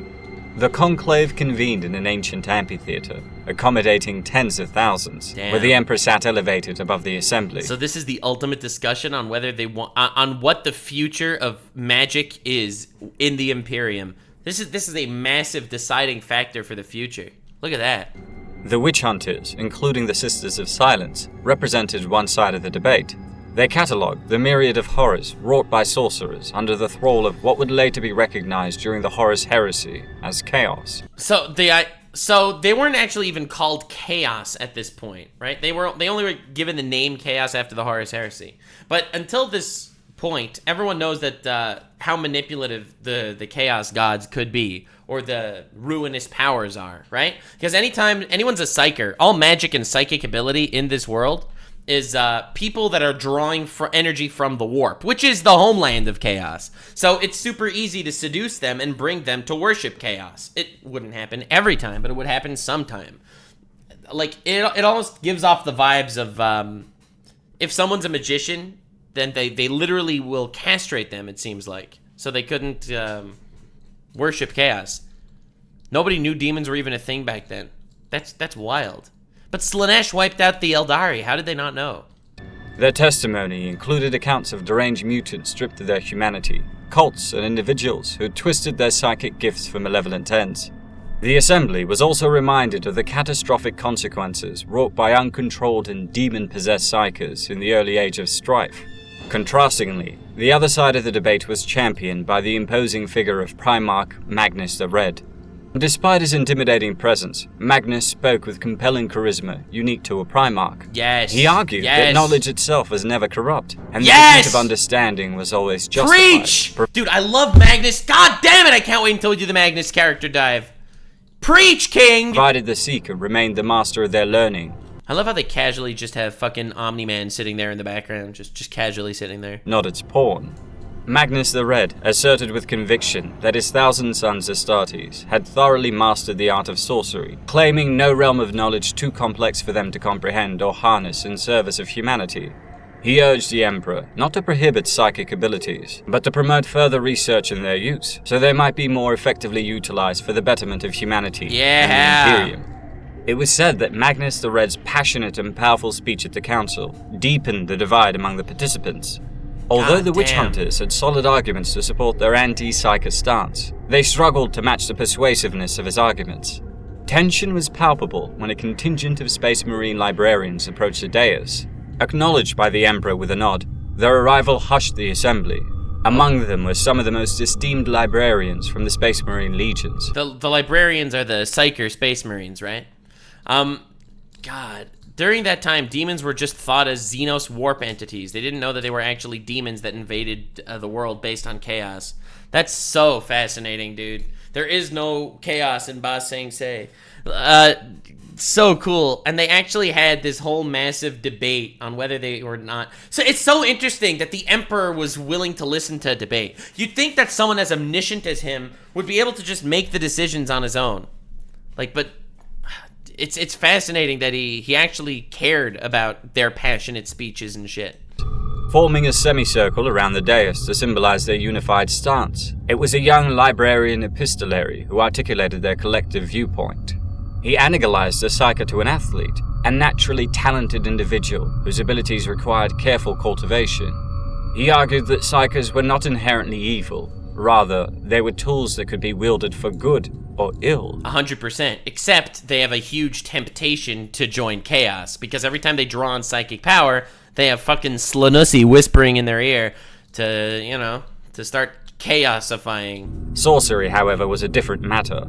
It entailed the knowledge of harnessing psychic powers that often involved seeking, sometimes even negotiating with the malevolent entities of the warp. With these kind of dealings, it was impossible to ascertain who or what ultimately gained from such exchanges. The librarians put forward a proposition that all psykers should be rigorously educated under the Imperium's guidance, specifically to utilize their abilities in service to mankind. Makes sense. This education of psykers was suggested to be an immediate Imperial imperative. Additionally, they advocated for the absolute prohibition of sorcery, labeling it an unforgivable transgression against humanity, and a grave form of heresy. The council also— Damn! That is crazy. Shit, like, I definitely hear both sides here, you know? I definitely hear both sides. Sanguinius and Khan supported Magnus to use psykers. That's crazy, man. Because ultimately, like, you'd think that being a psyker is just some sort of meditation. It is some form of science in this world. Except it comes with this incredibly perverted seduction from chaos that, like, how could you predict that? Also functioned as a trial for Magnus the Red, who faced accusations of practicing sorcery and introducing such practices to the Space Marine legions, particularly through his role in establishing the librarians. As evidence of his— He established the librarians. Mortarion, the Nurgle Primarch, argued against psykers because he grew up the slave of powerful psykers. Shit! That's wild. So, obviously, everyone was mega biased on this Psyker debate. The Psykers wanted to continue using magic, and the ones that were abused by Psykers obviously wanted to distance themselves from it. I can so see why this would be a huge cataclysmic difference between the Primarchs. I just wonder why the Emperor didn't have a more pivotal role in this decision-making. As continued engagement with sorcery emerged, the Emperor struggled to restrain his anger while delivering judgment on the Primarch of the Thousand Suns. Oh god. Years prior, the Emperor had entrusted Magnus alone with the deeper secrets of the warp, warning him of the inherent dangers and strictly instructing him to renounce occult practices. That's why. Because the Emperor always knew about the Chaos Gods. He just didn't want this to become widespread and wide known. He wanted there to be no Chaos Gods in Ba Sing Se.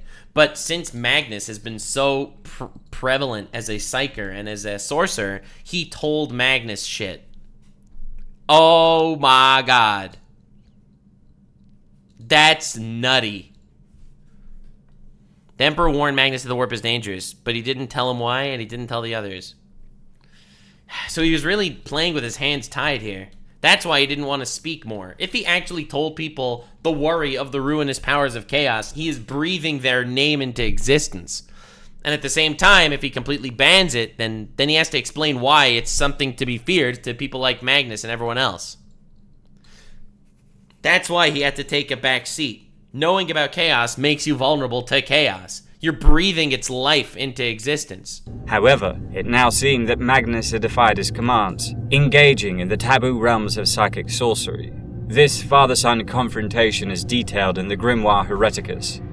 The Emperor's verdict was harsh, fueled by his frustration with Magnus. He outright dismissed the librarian's suggestions for a compromise. Oh shit. Except for navigators and astropaths, who were essential for the Imperium's survival and were strictly trained, regulated and sanctioned. The use of psychers within the Space Marine legions was henceforth forbidden. No way, so the Emperor dude. decreed that the Primarchs must immediately shut down the librarious divisions within their legions. They actually shut down the librarians at this time in history? God damn. And cease nurturing the inherent psychic abilities of those Astartes. All existing Space Marine... What about the Grey Knights? I thought the Grey Knights were specifically Psyker Space Marines. Librarians were also ordered to refrain from using their powers and to rejoin the ranks as regular line warriors. The decision led to the establishment of a new role within the Space Marine Oh, this is going to be the Grey Knights, isn't it? The Space Marine Chaplain. Oh, This never mind. position was created to reinforce the Imperial truth and ensure the unwavering commitment and loyalty of an Astartes legion to the... Alright, so Grey Knights didn't exist yet. They came later. Alright. They were made by Malcador at the end of the heresy. Oh! So in this point, until the end of the heresy, complete Psykers were just completely banned? Psykers were just outright banned. He was afraid of the ruinous powers of chaos invading, and he banned Psykers. Period. And then, after he ended up on the throne and they realized that chaos is here to stay, they had to start manipulating magic properly. That's when they instituted the Grey Knights. Fascinating. But he actually created a whole chaplain division, people to just preach the Imperial truth and not let people fall to heresy. Alright. the Emperor's directives. Magnus was also once again directed by the Emperor to abandon all sorcerous practices and Magnus, no! pursuit of knowledge pertaining to magic. While Magnus was visibly resistant and deeply aggrieved by the outcomes, he ultimately acquiesced to the Emperor's will, though the influence of the ruinous powers would eventually steer Magnus the Red and his 1,000 sons towards a much grimmer destiny. The edicts remained the foundational imperial policy regarding human psychic mutation for the subsequent 10,000 standard years. The prohibition against the use of librarians within the ranks of the Space Marines, and later the Astra Militarum, was the only aspect eventually overturned. This change was driven by the revelations of the Horus Heresy, which underscored to the Imperium's leadership the critical necessity of Astartes and other sanctioned psychers in counter... Yep, that reminded everyone. The Horus Heresy was different people bending their knee to the ruinous powers of chaos. You know, Fulgrim bending to Slanesh and shit like that. Ah, shit. So, obviously they recognized once you're fighting demons, you have to use magic to fight demons. So they had to have militarily sanctioned psychers. I don't know. It seems like this is a mistake on the Emperor's part. I say it seems like, because saying the Emperor makes a mistake is heretical. Okay? Is blasphemous. The Emperor makes no mistakes. His word is law. He is justice. But this really does kind of seem like an error on his part. That he wasn't a little more open to accepting Psyker shit. Or at least some sort of compromise.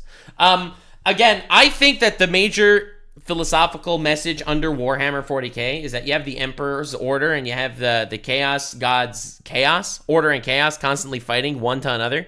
But I think what's really true is the idea that you need a balance. And it's this balance of both order and chaos that could give you a proper life. All right, let's keep going. Countering the might of the Chaos Forces. To compromise is to show weakness? Nah, it can't be, bro. Imperial Webway Project. All right. Around 2 centuries into the Great Crusade, the Emperor made a pivotal decision to return to Terra. His purpose was to supervise a crucial endeavor, the secretive Webway Project, which was integral to his grand vision for humanity. This project involved the utilization of a remarkable artifact from the Dark Age of technology, known as the Golden Throne, which had been unearthed beneath a vast, inhospitable desert in Asia. Oh, Terra's Earth, yeah. I didn't realize the Golden Throne was constructed before the Dark Age of technology. His ambitious plan was to harness the Golden Throne to access and modify the complex Eldari Webway. The goal was to transform it into a direct... So again, the Eldari, 60 million year old super species, mostly wiped out by Slaanesh, they had this Webway. This ability to hide in some sort of... The Webway is basically a pocket dimension that you could live in. In fact, the Dark Eldar are currently living in there, as is Kegarak, the Laughing God. So you could technically live in the Webway, but the Webway also acts in this pocket dimension as portals that you could basically jump into the Webway and jump out anywhere else in the galaxy. An instant transport network. And the Emperor never told any of his Primarchs about this project. Linking all the worlds of the Imperium. This human-modified section of the Webway was intended to mimic the extensive network of warp gates that once interconnected the ancient interstellar empires of the Old Ones and the Eldari. The Webway promised to revolutionize human progress, enabling unprecedented scientific and economic advancement. Crucially, it offered a more efficient and safer mode of travel, entirely circumventing the perilous, chaos-infested regions of the warp. Yeah, because instead of warp traveling, where you need to literally travel through demon land from one place to the other, you can actually get around. Which posed constant threats of death or spiritual corruption to human faster-than-light space travel. The Emperor's ultimate aim with the Webway project was to entirely disconnect humanity from its dependence on the warp. This detachment would significantly diminish the ability of chaos to corrupt and destroy, and also reduce the psychic emanations feeding the chaos gods, thanks to the protective psychic wards lining each corridor of the Webway. The Emperor envisioned guiding humanity through the protective confines of the Webway, fostering its evolution into a fully psychic race. This step was expected to elevate human ascendancy on the galactic stage. This is the hugest technological advancement when it comes to human warfare. That makes nothing but total sense. Surpassing even the achievements of the bygone Eldari Empire, and heralding an... Why would it surpass the Eldari Empire? I guess it's... The Eldari Empire had the Webway, but they were also debaucherous monsters, okay? They were immoral creatures. They would have... The humans, if they have the Webway, they also have the unified Imperium under the Emperor. This puts them at a step that is a little more out of the grasp of the Chaos Gods.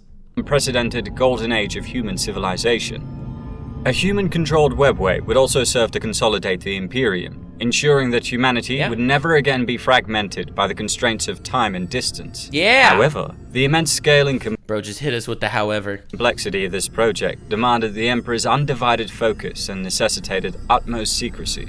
Disclosure of the project could provoke opposition from humanity's adversaries, jeopardizing its success. Right? This is something so massive that it would make... So right now, you have a bunch of different factions and races, right? You got the Eldar, you got the Dark Eldar, you got the Necrons, you have the... Although I don't think the Necrons are awake yet. But you have the Necrons, you have the Tyranids that are starting to wander around. I don't know if they started showing up yet at this point in history.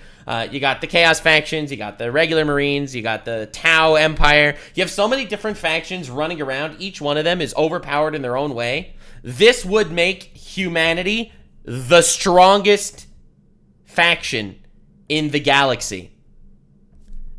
That's really scary. Really, really scary. Because if they knew they were working on this, it would get everyone's undivided attention, making humanity the ultimate target. I get why he wanted complete secrecy. Tyranids, Necrons, and Tau are recent. The rest were very active, though. You got it. The Golden Throne, a relic of the Dark Age of technology, was central to this ambition. It facilitated human access to the webway and was an intricately mechanized throne crafted from an enigmatic, psychically reactive, gold-complexed alloy. All right. Positioned above a pair of massive golden alloy doors. It served as the gateway to the webway, large enough to permit the passage of a Warhound-class Scout Titan. Shit. Originally, that's a big-ass machine. That's like a mech, a huge mech. Situated in the subterranean reaches of the Imperial Palace, specifically where the Emperor's gene laboratory complex, known as the Imperial Dungeon, once stood. The Golden Throne became the project's focal point. In this area, hundreds of Mechanicum tech priests and servitors labored tirelessly. The Emperor, seated on the Golden Throne, employed his prodigious psychic abilities to maintain the webway portal, enabling his workers to construct a new segment of the labyrinthine dimension. God This damn. extension was it's an alternate dimension that works like a labyrinth. That's so wild. Intended to connect Terra to the rest of the largely neglected transdimensional transport network. The webway, constructed from a material designed to be resistant to psychic interference and thus impervious to incursions from warp entities. Oh, that is huge! That's why it's actually so good. Because, like, when Slaanesh showed up to kill the Eldar, a lot of the Eldar jumped into the webway because they could be safe there. It is somehow cornered off from chaos. Posed a unique challenge. You see, humanity lacked the technology. Apparently, the Emperor was going to use Magnus as the power source for the Imperial Webway, having Magnus sit on the throne instead. Magnus was supposed to be the dude on the throne? But he ended up falling to chaos, and the Emperor needed to take that spot instead? God. To replicate the psychically resistant. See, I feel like if the Emperor would have told him, if the Emperor would have fucking said to Magnus, brother, homie, I need you for this, it would have made him so much more willing to worship him. Oh, God, dude. You could be as omniscient as you want. You are going to have struggles if you want to be a good dad. Material. Consequently, the Emperor had to personally use the Golden Throne to shield the new human-constructed sections of the webway from any warp intrusions. This task necessitated his continuous presence on the throne, and was the primary reason he had to relinquish direct leadership of the Great Crusade, delegating it to his Primarchs before returning to Terra to supervise the project. And I imagine all the Primarchs were mega pissy at him that he left without telling them what he was working on. Following the monumental triumph of Imperial forces against the largest Orc-Warg the Imperium had faced during the Yulinar Crusade, the Emperor determined that his direct command of the Great Crusade's military operations was no longer imperative. And so he chose Horus, his most esteemed and capable son. Oh, God, his most capable son. Oh, God. To lead the crusade in his absence. That's good. That doesn't age badly at all. Horus, the most distinguished among the Primarchs, was the first to be rediscovered by the Emperor on Thonia, a dying planet so proximate to Terra that warp drive travel was unnecessary for the journey. Because of this, Horus had the unique distinction of participating in the Great Crusade alongside his father for many solar decades. God damn. He was the most That's why the Emperor trusted him so much. Not only was he just the GOAT when it came to combat, but he fought alongside him. Oh, God. He was the most respected and well-liked by everyone. Oh my God, dude. exalted and beloved of the Emperor's sons, enjoying unparalleled trust and affection. The pair shared a profound bond forged in the heat of battle during the early stages of the Great Crusade. Not only did the Emperor shield Horus during the siege of Raylas, but Horus had reciprocated this protection during the Battle of Goro. In another notable encounter, the Battle of Gyros Thravian, the Emperor vanquished the formidable Orc war boss, Garkle Blackfang, who had withstood the might of 3 of his Primarchs. Damn! Given their shared history, mutual respect, and loyalty that developed between them, the Emperor deemed Horus the ideal candidate to assume leadership of the Great Crusade. Oh my God, it's brutal. It's brutal to hear about how good of a man Horus was before he fell to chaos. It hurts so badly. During his absence, elevating Horus to the I unprecedented can't wait until we do the full Horus deep dive, but I felt like we needed to do the Emperor first. rank of War Master. The Emperor expressed desire for his sons to demonstrate their capabilities as leaders. With this transition, the Emperor stepped away from direct involvement in military affairs. He established the Council of Terra, the precursor to the Senatorium Imperialis, introduced the Imperial Tithe, and expanded the civil governing and administrative structures of the Imperium, such as the Adeptus Administratum. Following these reforms, he secluded himself beneath the Imperial Palace to commence work on the Golden Throne and the Webway project. However, the Emperor's decision to retire to Terra without explaining his reasons, coupled with his move to transfer governance from the... That's it. If you don't trust someone, they will subconsciously feel it and not trust you. I feel like this is not just good fathering advice, this is just life advice in general. If you don't trust someone, you cannot expect them to trust you. So if he didn't tell his sons why he did what he did, because he didn't trust them to know, well then ultimately they won't trust exactly that his motivations are completely clear either. Primarchs on the War Council to the Terran nobility and bureaucrats, who were generally disliked by the Primarchs, planted Oh shit, I also hate nobility and fucking whatever. seeds of discontent among them. Of course, further stirring unrest was the appointment of Horus as War Master, elevating him above his brothers and making him their superior. Oh god, did you learn nothing from the Bible? You don't have a favorite son? This is Jacob and Joseph 101, brother. Oh my god, dude. Oh lord. Oh, have mercy. Oh no. Yeah. These undercurrents of ambition, pride, and jealousy created an environment ripe for exploitation by the Chaos Gods, ultimately leading to the corruption of many Primarchs and paving the way for the tragic events of the Horus Heresy. Yeah. I never wanted this. But you betrayed me. You stole power from the gods and lied to your sons. From the skies of Terra to the galactic rim. Oh, I love this speech. Oh god, actual chills. You lied to your sons. You stole the power of the gods. Is this where he says, the seas will boil? Like shit like that? Let the seas boil. Oh god, that phrase is so good. Let the seas boil. Holy fuck. Let the stars fall. I will see the galaxy freed once more. So let it be war.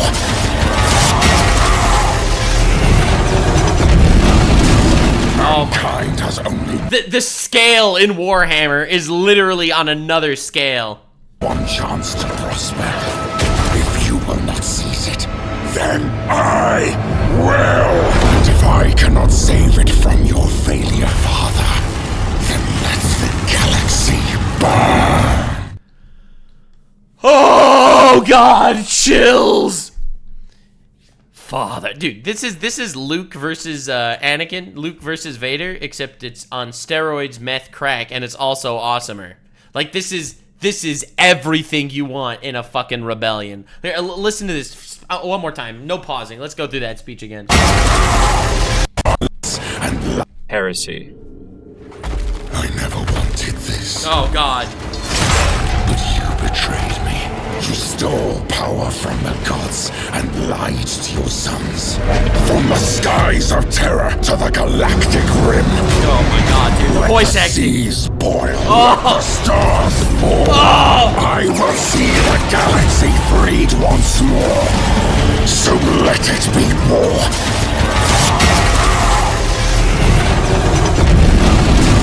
Mankind has only one chance to prosper.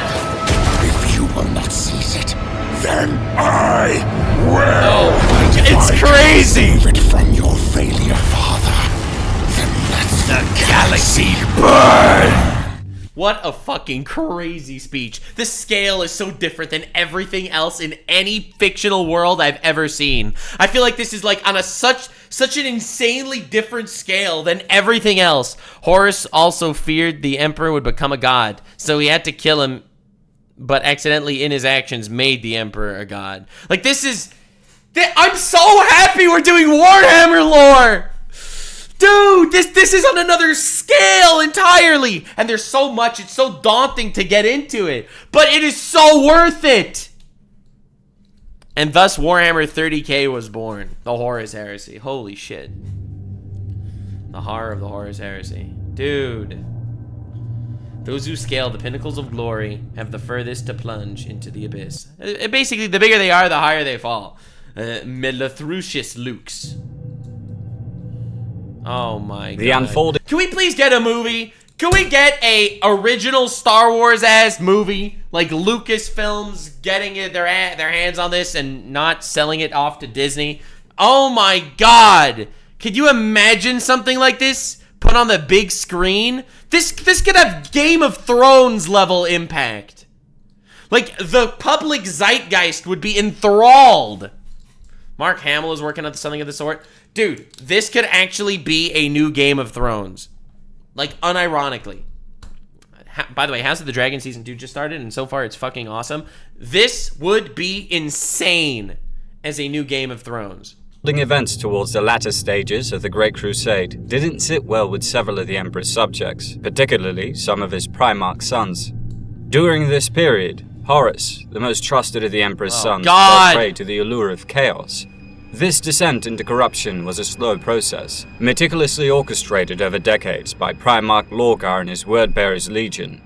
The concept of the pilgrimage, a mythological journey enabling mortals to commune directly with gods, was a prevalent belief across many human-colonized worlds in the Milky Way galaxy, including Lorgar's homeworld of cultures. Indeed, such a realm did exist in the form of the Warp, where one could encounter the primordial truth of the universe. Yes, sir. Yes, sir. I don't know. That's why I think that ultimately knowledge is power. I know that if you want to stifle ideas by just not letting people talk about them, then that's one way to keep people in order. But a better way, I think, is to discuss the ideas and to destroy them in like a rational debate and a rational conversation. Yeah, I'm always pro-knowledge in every step of the way. Like, when it comes to YouTube banning people for spouting their own ideas and shit, that's stupid. Give them a platform. Let them discuss this. Let them get slaughtered in the marketplace of ideas. Suppressing an idea will only Streisand affect it. And the presence of the powerful psychic beings known as the Chaos Gods. Driven by the notion of this pilgrimage of Lorgar to ascertain the reality of the gods revered in Colchis' old faith, Lorgar embarked on an expedition with the Wordbearers Legion's serrated Sun chapter. Alright, I don't know the Lorgar lore. Listen, I'm just saying. I don't know, I'm just saying. I'm still on the beginning of the Primarchs, but I felt like we gotta do the Emperor first. This journey, part of the 1,301st Expeditionary Fleet, took them to the outer limits of Imperial space. At this juncture, Lorgar hadn't yet succumbed to Chaos' corruption, but had grown disillusioned with the Emperor of Mankind, refusing to venerate him as a deity. The change in allegiance followed an incident 43 Terran years before the start of the Horus Heresy, where the Emperor and the Ultramarines publicly rebuked Lorgar and the entire Wordbearers Legion on the world of Kur. The Emperor, accompanied by his regent, Malcador the Sigillite, personally visited Kur after... And Malcador's still around, right? He's the eternal guy, the best friend of the Emperor. He's still wandering around in 40k, right? He's not like dead. That would be pretty sad, right? No, please. No, he's dead. He's dead! Oh, god damn it! Why? When did he die? Did he die in the heresy? Instructing the Ultramarines to raise the city of Monarchia. The destruction of Monarchia was a direct response to the city's worship of the Emperor as a deity, a practice propagated by the Wordbearers. Interesting. He dies at the end of the heresy. Fuck. Oh, man. This was in stark opposition. He sat on the throne so the Emperor could go fight Horus, and he got cooked. The Golden Throne destroyed him. That is so sad. That is so sad! I can't believe this! The heresy was a travesty! RIP legend! To the atheistic tenets of the imperial truth, which the Emperor staunchly advocated. Upon his arrival, the Emperor expressed his displeasure to Lorgar for the Wordbearers' role in spreading the cult of Emperor worship across the worlds they integrated into the Imperium. Dude, real. He's like, bro, do not worship me as a god. And this guy's like, we're gonna worship you as a god and spread your doctrine. Exerting his psychic might, the Emperor compelled the entire Legion to kneel involuntarily. That is so fucking cool. I love this. God damn, bro stood there in front of all of them and forced them with psychic power to kneel before him. Their bodies did not control themselves. They just kneeled. And denounced them as the only Astartes Legion to have failed his vision during the Great Crusade. This public humiliation profoundly affected Lorgar. Guided by his first Yeah, this is why you don't publicly humiliate your own son. I guess this is an important lesson. captain, Corphaeron, and first chaplain, Erebus, both already swayed by chaos, Lorgar resolved to embark on a pilgrimage. His aim was to ascertain the reality and worthiness of the gods revered in... Dude, why is everyone in chat saying fuck Erebus? I don't know what this man actually does, but it's so tragic. It is honestly just so tragic. Humiliated his son. What did he think was gonna happen? I don't understand. What was going through the Emperor's head? Execute him then! You're just gonna leave him to wander around and join chaos? Unless the Emperor knew that, unless he couldn't kill his own son. I don't know. Colchis' ancient old faith, to which the word-bearers might pledge their faith and allegiance. Lorgar challenged the Emperor's dismissal of humanity's innate inclination towards spirituality as mere superstition. Shit. He sought to uncover whether deities truly existed that merited mankind's reverence. That's crazy. He worshipped the Emperor because he believed in a higher power. He worshipped the Emperor as a god because he believed in spirituality. And when the Emperor humiliated him, he said, okay, don't worry. I'll worship spirituality. I'll worship spirituality. Fuck, dude. I love how every single character also has like their own plot points, their own reasonings as to why they do what they do. Though Lorgar's affection and loyalty to the Emperor had waned, he and his 17 legion resumed participation in the Great Crusade. However, their involvement was merely a facade, serving as a cover for their underlying quest to complete the pilgrimage. Damn. The Word-Bearer's pilgrimage was closely monitored by 5 members of the Legio Custodes, assigned by the Emperor to ensure the Legion did not revert to previous errors. In their quest for information about the primordial truth and the realm where gods and mortals might converge, the Word-Bearers, as part of the one... So they were looking for an opening to the rift. Like, they were actually worshipping the Emperor and wiping people out, but he was actually just looking for the rift. 1,301st Expeditionary Fleet eventually arrived at the Cadia system. Cadia?! Wait, they find the Eye of Terror? Oh. This system neighbored the largest known warp storm in the universe, which would later be recognized by the Imperium as the Eye of Terror. The fleet's master of astropaths informed Lorgar. So this was his plan all along. Bro actually was on a pilgrimage to find chaos, to find some sort of spiritual entity to worship. Peculiar voices emanating from the warp near this immense rift. These voices, which also spoke directly to the Primarch, originated from the chaos entities within the Immaterium. It was in the Cadia system that Lorgar's suspicions were confirmed. Ah, shit. The myriad religions across the galaxy, bearing striking resemblances to the Colchissian Old Faith, were not mere coincidences, but manifestations of worship towards the universal truth of chaos. Damn, that's fucking crazy. Crazy. See, this is why the Emperor needed to tell everyone. Again, obviously, the Emperor probably had some sort of better goal, because the more you recognize chaos exists, the stronger it is. But at the same time, like, if the Emperor would have told him the dangers of chaos and told him why he doesn't want them to worship it, maybe they could have grasped that. But instead, the Emperor just hides it from them and hides the truth. And ultimately, when they recognize the truth, they realize they were lied to their whole life. Their entire faith and belief system crumble around them. And of course, they're going to worship something. They're going to worship something that... in their mind, think about this. Think about this. For just a moment, Lorgar, putting yourself in Lorgar's shoes, he genuinely believes the Emperor's the bad guy, the ultimate heretic. In the mind of Lorgar, there is no one as heretical as the Emperor. Someone who is literally denying the existence of gods that have been worshipped for tens of thousands of years. And they actually are all real. The Emperor mindfucked Lorgar and his legion by saying shit like, you want to view me as a god? Well then, this is what a god is, cruel and uncaring, before he humiliated them. I can completely wrap my head around why Lorgar would worship the chaos gods, why he would fall to chaos. Like, in his mind, there is no one more heretical than the Emperor.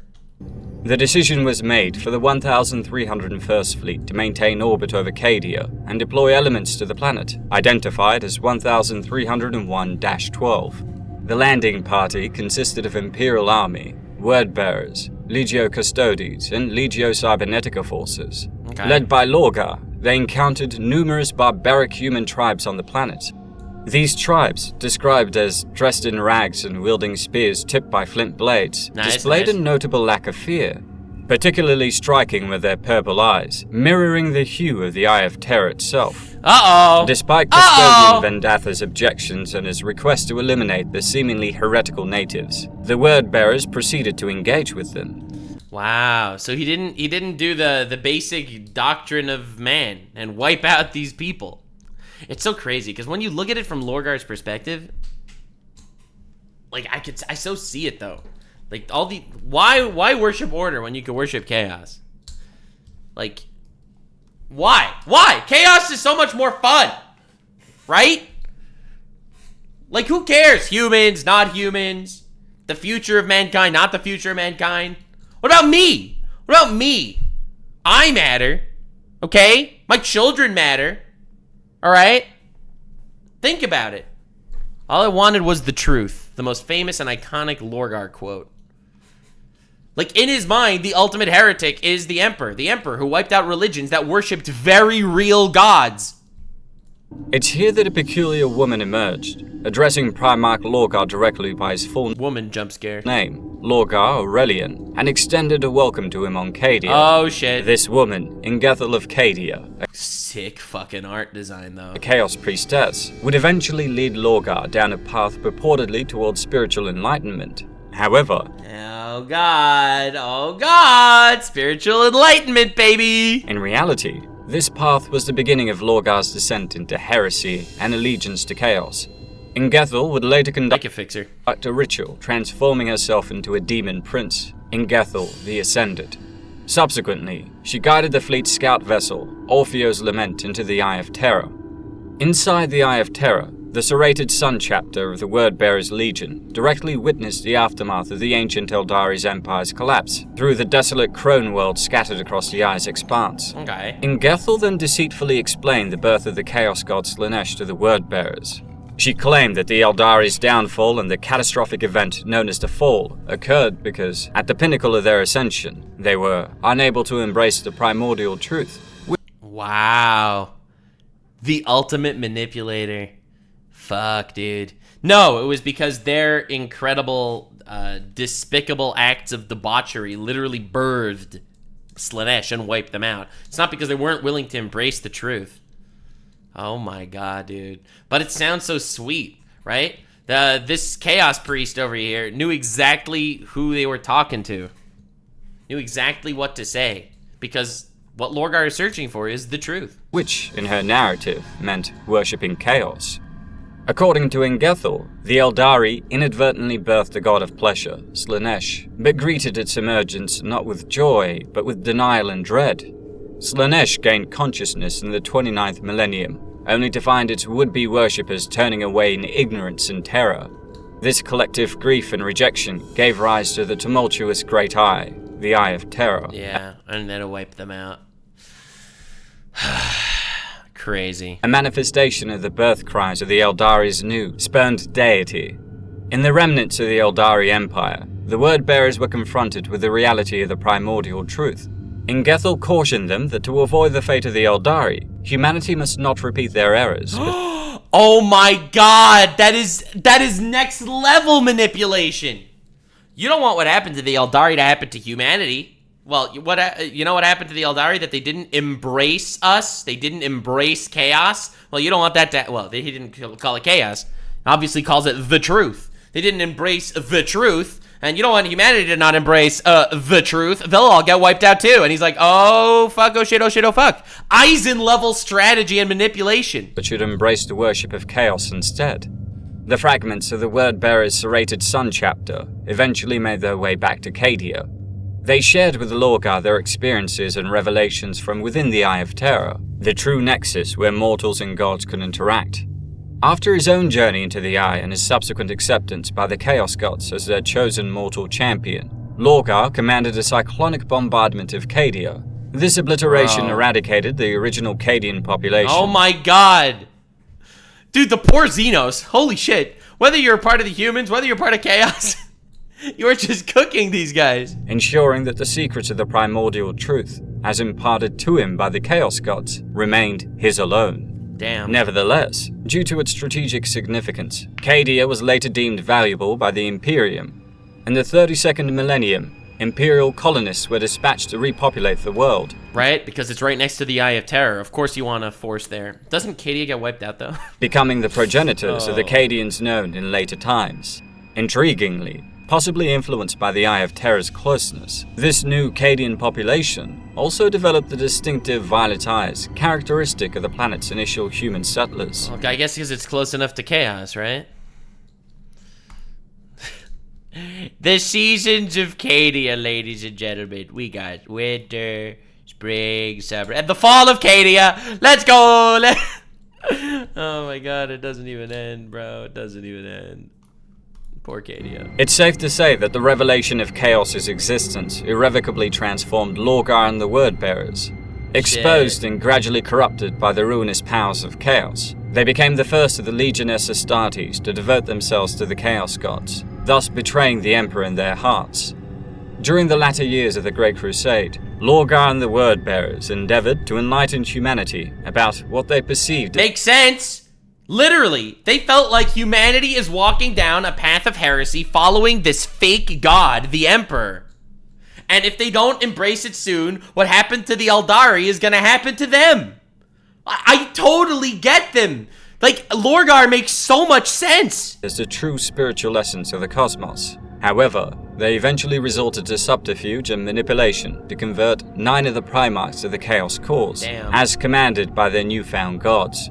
The most significant of these converts, Horus, was the War Master Horus. It's so cool that Horus wasn't the first one to turn. Like, you got other ones and then manipulated him, right? I feel like if he would have been the first one to turn, it would have felt a little phony. Like, it feels so much more real now that every single one of the Primarchs have their own full-ass stories.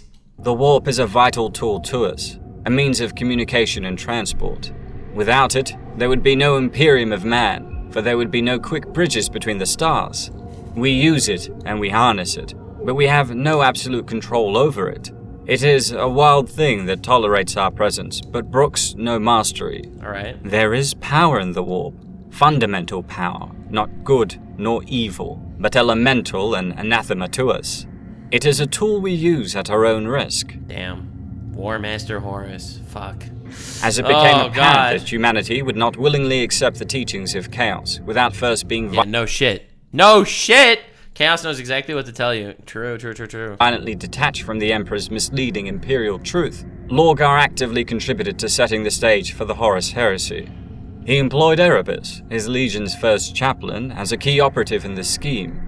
Erebus appropriated a chaos-tainted weapon, the Kynbrak Anathame from the Interrex, a technologically advanced human civilization, during a brief interaction with the Lunar Wolves. Subsequently, when Horus and the Lunar Wolves landed on Davin's moon to suppress a revolt against Imperial rule, led by the planet's former governor, Eugen Temba, Erebus ensured that Temba, now a devotee of the Plague Lord Nurgle... Oh god, dude. It's all part of like some massive master plan. I love that on both sides of this battlefield, on both the side of order and chaos, you have these omniscient creatures battling it out. Where every single person down here on all the little people, just complete pawns and tools to be manipulated. Possess the Anathame.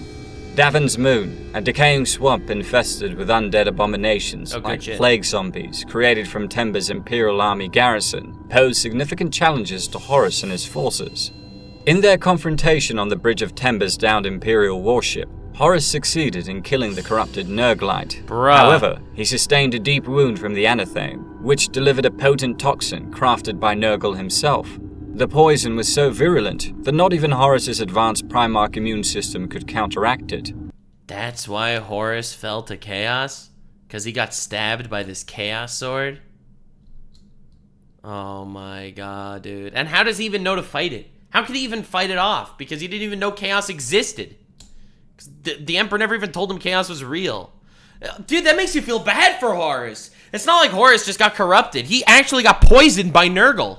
And so, in a desperate bid to save the War Master, the Lunar Wolves acquiesced to Erebus' suggestion to entrust Horus to the Davinite Lodge priests at the Temple of the Serpent. Oh fuck. That's only the beginning. Stabbing him was only the beginning. Stabbing him with the Chaos Sword was only a step into the door to get him healed by more chaos people. Serpent Lodge, a chaos-worshipping temple on Davin, who claimed they could heal him. While undergoing his supposed healing, the War Master Horus's spirit was actually transported into the Immaterium, with Erebus acting as his guide.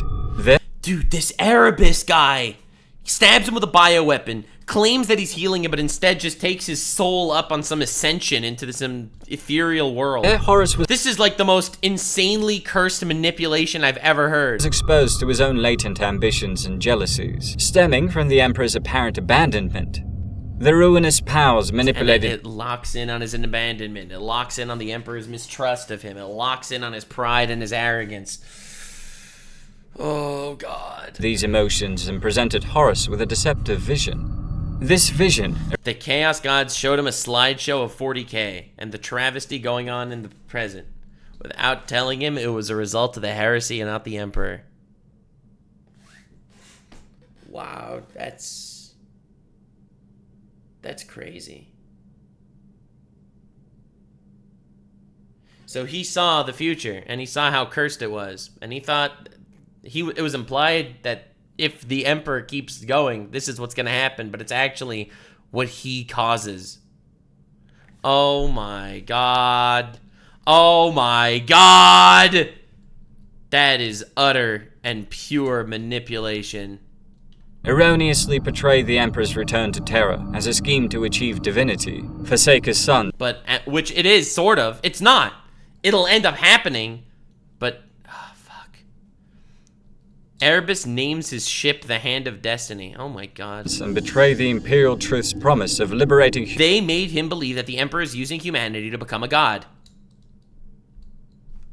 And honestly, it looks like it. Humanity from the binds of false gods and organized religion.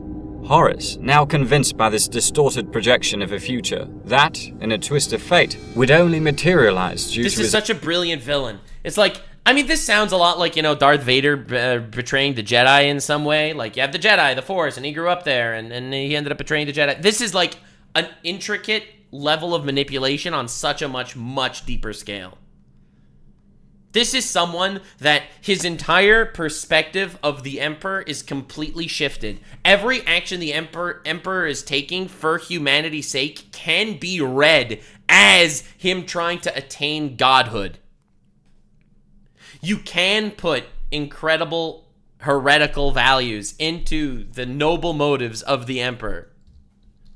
And that's how he was manipulated to betray him. I thought he was just like, oh, stabbed by chaos, whoopsie, time to disobey everybody. His own betrayal of the Emperor perceived it as his duty to rescue the Imperium from such a destiny. In his misguided determination, he allied himself with the ruinous powers under the facade of Chaos Undivided, in exchange for rebelling against his Emperor. Successfully swaying half of the Space Marine legions to Chaos, Horus spearheaded their rebellion, thrusting the young galactic empire into a devastating civil war that endured the most tragic moment in Imperium history for 7 standard years. The conflict commenced with a horrific betrayal. Because here's the thing, Horus was always like the best guy. He was best boy. He was the most loved by the Emperor, the most respected by the Emperor. He was loved by all of his brothers, even. Like he was a good guy. He was a good guy. So, of course, the manipulation had to be complete and absolute. The Battle of Istvan III and Istvan V. This war, later known as the Horus Heresy, was unparalleled in its brutality in human history. It resulted in the deaths of billions as the traitor legions ravaged the empire they once helped build. The war reached its zenith during the Siege of Terra, where the traitor legions, along with other chaos forces, made a futile assault on the core of the Imperial Palace. Faced with the formidable defense of the Inner Palace and the throne room of the Emperor, oh, is that my boy? What happens to Sanguinius? He dies here, doesn't he? By the sacrifices of numerous loyalist Astartes and the triumph of Primarch Sanguinius over the bloodthirster greater demon, Karbanda. He beat a greater demon in single combat? Bro, Sanguinius, my goat! Horus realized that time was against him. Loyalist reinforcements were en route to Terra, threatening to reinforce the Imperial defenses. In a bold move to precipitate a decisive final battle, Horus intentionally deactivated the void shields of his flagship, the vengeful spirit, orbiting the Imperial throne world. Oh god. During the entirety of the Horus Heresy, the Emperor had remained bound to the Golden Throne. The heresy's inception was marked by the Primarch Magnus the Red's breach of the Edicts of Nicaea. Defying the prohibition on sorcery, Magnus used his powers to penetrate the psychic defenses of the Imperial Palace. Shit, dude. It's crazy how wildly manipulative this entire story was. Every single facet. The psychic battle that's led by Magnus, who originally was let down by the Emperor, and the Emperor didn't want to let him embrace his love for sorcery. Lorgar's descent, the Horus descent. Every single character is like an actual living, breathing entity in this world and lore that really makes this such a complete and devastating heresy. Intending to deliver a warning of Horus's betrayal directly to the Emperor. But the Emperor, unwilling to accept the possibility of Horus's treachery, concluded that Magnus had been the one corrupted by chaos due to his continued use of sorcery. Oh my god. And the Emperor blamed Magnus because he was too blind to admit to himself that his favorite son is the one that did it. Oh my god. With this, the Emperor dispatched Layman Russ and a Space Wolves Legion to bring Magnus to Terra to Oh my god. And this makes it so much worse. face judgment. Horus, however, manipulated the Emperor's orders, inciting Layman Russ's fury against Magnus, leading to a full-scale assault on Prospero, the home. That's what happens. Magnus is a victim. He sent Leman Russ to bring Magnus. And Horus changed the orders to make it look like Leman was supposed to exterminate Magnus. So Magnus thinks that the Emperor ordered his own death. And of course he joins Chaos. Fuck. I can't wait to do the rest of the Primarch lore videos. This is incredibly complex. Like, this story is brilliant. How did this not get the Game of Thrones treatment? Home world of the Thousand Sons Legion. This cataclysmic event, known as the Fall of Prospero in 4M31, This is the burning of Prospero? I kept seeing that phrase. ultimately precipitated the downfall of the Thousand Sons and Magnus himself to the service of the Chaos God Zinch. You see, The goat Zinch! Let's go, dude! Sorry. Magnus sought refuge with Zinch, driven by the desire to preserve his legion and the vast knowledge Of they course he did. Of course he did. Leman Russ came to exterminate them. had amassed over the centuries. Simultaneously, the sorcerous incursion of Magnus into the Imperial Palace's psychic wards had catastrophic consequences for the Webway project. This breach allowed a multitude of demons to penetrate the Emperor's diminished psychic shield, launching an onslaught on the thousands of Mechanicum workers laboring on the human segments of the Webway. The Legio Custodes and the Sisters of Silence were thrust into a fierce battle to prevent these demons from flooding through the portal created. Dude, it's wild how specified the Horus Heresy is. I mean, it makes sense. There's literally 40 novels describing the Horus Heresy. 40 novels, each one around 400 pages long. Okay? To describe what went on during the Horus Heresy. By the Golden Throne and into the Imperial Palace's dungeons. While the Imperial defenders eventually repelled the demonic incursion, only the Emperor possessed the psychic might necessary to seal the portal and contain the demons within the human-constructed portion of the Webway. This emergency demanded the Emperor's full attention, leaving the task of managing Horus's insurrection to Malkador the Sigillite and Primarch Rogul Dawn of the Imperial Fist Legion. During this period, the Emperor engaged in telepathic communication with Kai Zulain, a low-ranked astropath who had received a precognitive vision of the heresy's grim end and the Emperor's dire fate at the hands of Horus. In their exchanges, the Emperor revealed his foreknowledge and acceptance of this fate. I told you, he had to know. The Emperor's omniscient. He knew this was going down. He knew he was going to end up a rotting corpse on a throne. For whatever reason, he knew that he needed to do that for the sake of humanity. God, look at this art. Look at this fight. The Emperor versus his son. As the cost of his failed... And at the very end, his son is fighting for what he thinks is the future of humanity. He needs to take down his father because if his father survives, the world will be decimated at the hands of a new chaos god. Aspirations for humanity. Subsequently, Corvus Corax, Primarch of the Raven Guard Legion, deeply distressed by the near obliteration of his legion at the drop site massacre on Istvan V, sought an audience with the Emperor at the Imperial Palace. Despite the intense effort required to maintain Terra's psychic defenses against a breach in the webway, the Emperor momentarily diverted his focus to telepathically impart the knowledge of Astartes' creation into Corax's mind. That's how they knew about Astartes' creation. That's how they knew how to do it. Because he gave that info because he knew he would become a cripple on a throne. He knew he'd end up being a rotting corpse.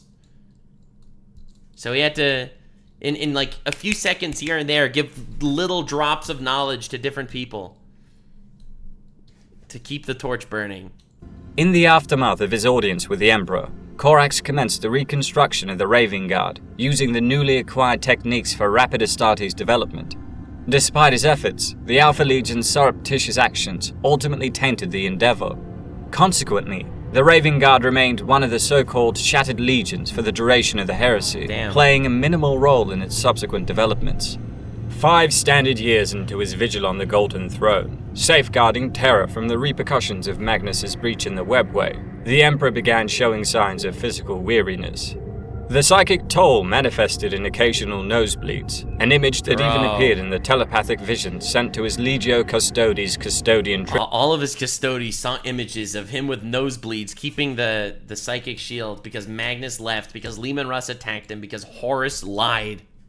Do you see how insane and meticulously crafted this is? Tribute, Ra Endymion.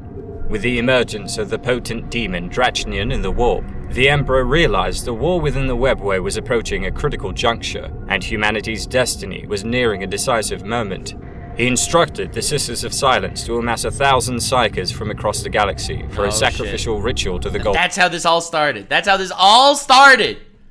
That's why they started sacrificing 1,000 Psykers a day. Golden Throne. This sacrifice would power the throne for a single solar day. Oh my god. 1,000 Psykers sacrificed to keep the throne going for a day. It's like, when you hear that shit, you're like, okay, the guy's an unethical monster, right? He is immoral as shit. He's sacrificing human lives to keep this throne powered for a day. And then you see, like, the state of affairs. If he would, even for one day, let this down, all of Terra would be wiped out, and chaos would take the world. Shabriri would win.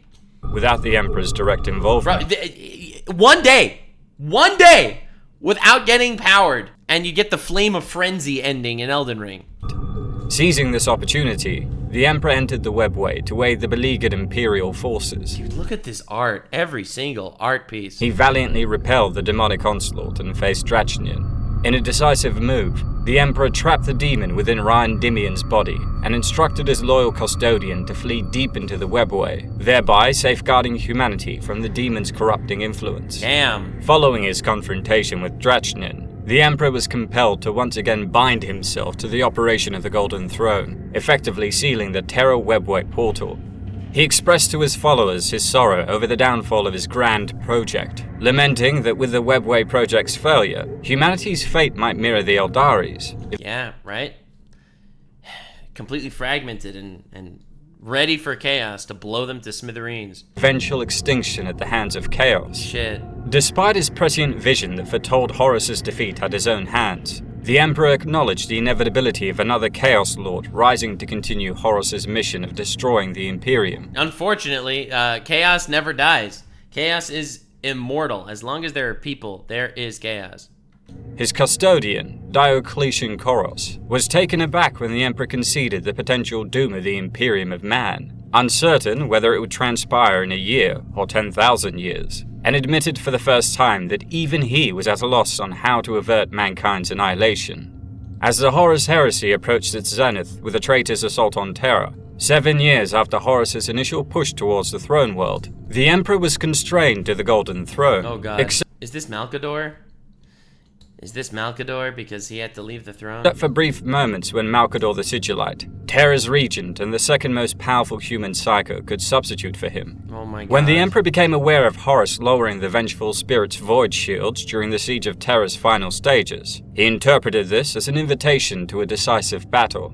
Convinced that confronting Horus was essential to ending the conflict, the Emperor prepared to face his wayward son in a confrontation that would determine the future of the Imperium. Like, this is Luke versus Vader in the finale, times a billion on steroids, crack, and meth. This is the most ultimate, penultimate battle. Like, it's insane how much is at stake here. Malcador the Sigillite was tasked by the Emperor to occupy the Golden Throne in his stead, safeguarding Terra from a potential demonic incursion via the Imperial Webway portal beneath the throne. Meanwhile, the Emperor assembled a strike team comprising of Astartes from the Imperial Fists and Blood Angel Space Marines. Yeah. This group was to confront the Warmaster Horus directly on his own turf, aboard his chaos-corrupted flagship by employing teleporter technology. The assault force included Primarch Sanguinius, but upon their arrival, the chaos-influenced powers of Horus scattered the attackers to random locations within the massive warship. Sanguinius was the first to encounter Horus. Oh my god, my heart's beating so hard. No! Engaging in a fierce duel that tragically culminated in his demise at his brother's hands. No! Sanguinius! However, in this conflict, Sanguinius succeeded in creating a slight breach in Horus's Terminator armor, eventually reaching the battle barge's bridge. Bro, Sanguinius on the ground, Horus and the Emperor. Oh my god, dude, with Malcador on the throne. The Emperor confronted Horus. Despite the Emperor's extraordinary psychic and physical capabilities, Horus had been transformed into a formidable entity, swollen with the collective strength of the 4 Chaos Gods, epitomizing the true champion of Chaos Undivided. In contrast, the Emperor stood as the galaxy's supreme symbol of order. Their battle was... This is the ultimate order versus chaos, right? It's the ruinous powers of all 4 Chaos Gods versus the Emperor, the epitome of order. This is such a drastic clash, philosophically and physically. It was a poignant clash between father and son, and Horus grievously wounded the Emperor, severing one of his arms and causing extensive internal damage. Fuck. Like, this is actually such a crazy mirror to Luke versus Vader, right? Instead of Luke losing an arm, right, you got the Emperor losing an arm. You got the Emperor fighting on the light side, the dad, instead of here where Luke was fighting on the light side of the Force. Such a titular comparison, except ultimately such a different scale. The Emperor's hesitation, stemming from his residual love for Horus, oh god, it hurts, restrained him from unleashing the full magnitude of his psychic powers to annihilate him. In the pivotal moment of their confrontation on the Vengeful Spirit's Bridge, a lone Legio Custodes warrior, who had journeyed with the Emperor, managed to reach the battleground. Horus, wielding the immense powers of chaos sorcery, effortlessly flayed the custodian alive with a mere glance. Flayed him alive at a glance. This is the scale we're dealing with. This guy doesn't look like a custodian. Looks like a guardsman. He doesn't have any power armor or anything. This act of sheer brutality and indifference to human life was a turning point for the Emperor. See, that's the thing. And that's something I've been trying to hammer home this entire ride. Do you know how many countless people died because of the Emperor? How many people died because of the Emperor? So many. Sacrificing 1,000 lives a day. The way, remember how he brutally murdered his entire Thunder Warrior Legion because he didn't need them anymore and they were too brutal for the future of mankind? He cared. He cared so much. He cared about human life. He flayed one guardsman guy, and that was enough for the Emperor to realize he was lost. Because even though the countless millions of people that died because of the Emperor, the endless planets that were savaged and destroyed, he loved them and he mourned for them. He recognized that the future of humanity was too pivotal to ignore killing them, but he cared about them. Horus killed him and did not care. I think that's the difference here. Despite the fact that the Emperor is a Machiavellian, pragmatic, utilitarian, authoritarian monster, he cared. Who then fully recognized the depths of Horus's fallen to the clutches of the ruinous powers, and the dire implications for humanity under his dominion. The custodian sacrifice provided the Emperor with the crucial moment he needed to execute his final move against Horus. Steeling himself, the Emperor concentrated the entirety of his psychic might and targeted the chink in the Warmaster's armor. Sanguinius! He didn't die for nothing! His concentrated psychic assault instantly killed Horus, annihilating his soul to prevent any possibility of resurrection by the Chaos Gods. Holy shit, he didn't even stab him? He just saw the chink in his armor and just annihilated his soul? Obliterated it? Oh my god! In the fleeting moments before the Emperor's devastating attack, the corruptive grip of chaos momentarily loosened on Horus, allowing the Emperor to perceive a glimmer of his son's former self. In those last seconds, God. Horus regained his sanity, filled with horror at the atrocities he had committed. Oh my god, heartbreaking! I'm actually heartbroken! Horus! And gratitude for release from Chaos's hold. As his psyche disintegrated into the immaterium, Horus experienced relief from his tormented state. The climactic showdown What a tragic character. Horus might be one of the most tragic characters in fiction. between the Emperor and Horus marked the crescendo of the Siege of Terra, unfurling dramatically aboard the Vengeful Spirit. Found grievously wounded and near death, the Emperor was discovered by Rogel Dawn, Primarch of the Imperial Fist Legion, who was part of the assault team. Bruh. Dawn escorted the Emperor back to the Imperial Palace, where Malcador the Sigillite, having occupied the Golden Throne in the Emperor's absence, disintegrated into ash upon relinquishing his position. Actually tragic. The immense strain of maintaining the closure of the portal while the Emperor He held the line. Bro held the fucking line. If he wouldn't have been there, it would have been over. It would have been over for humanity. Chaos would have just taken the world. confronted Horus had utterly depleted Malcador's body and mind. In his dying moments, the Emperor swiftly imparted instructions to Dawn for transforming the Golden Throne into a sophisticated life support system. Because he knew he was dying too. Oh my god! Look at this! Look at this! His last moments telling people, like, the last few nuggets of how to keep humanity going. Just a couple of tiny little nuggets to keep humanity alive. This modification was intended to sustain the Emperor's remaining living cells in a state suspended between life and true death for over 10 millennia. Fuck. He was soon interred within this modified version of the throne. The mechanisms of the throne were designed to not only maintain the Astronomican's beacon, but also to combat the Chaos God's influence in the warp. This required the daily sacrifice of psychic energies of 1,000 psychers to keep the Emperor's mind empowered and active. The measure was crucial to prevent demonic incursions on Terra, and to continue the fight against Chaos's corruptive forces across— So there he sits on the throne every day, sacrificing 1,000 psychers, conscious but unable to speak, conscious but unable to communicate. Just imagine just being a constant force, living there in one spot for 10,000 years with your only focus keeping humans safe. across the galaxy. With his vitality rapidly diminishing, the Emperor had just enough time to convey his final, succinct directives to Rogel Dawn. Following these instructions, the Emperor was placed in an eternal stasis, lasting for more than 10,000 standard years. Yep. Although his physical body continued to decay at an exceptionally slow rate, his mind remained conscious within the warp, engaged in an endless battle against the forces of chaos. Whatever that means. Again, you know my theory on that. My theory is his mind is just... I don't know. I don't know. I thought the Emperor would be reborn if he died. Yeah, but if he died, then no one would be maintaining the throne, and then chaos would take over the world. So, yeah. Company command! This is first platoon! We've lost the square! We can't hold it! Hey, is that Tyranids?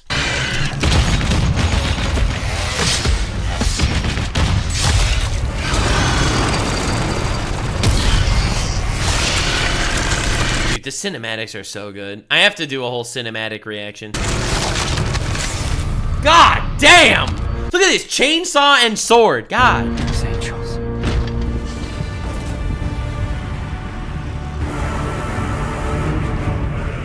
Is that when Girly Man came back to life? Was that moment? Future of humanity and resurrection of the Primarch Robute Guilliman. Yeah! Okay, so basically for the next couple thousand years, everything went to shit. Guilliman was incapacitated because he fought Fulgrim when Fulgrim became a demon Primarch, right?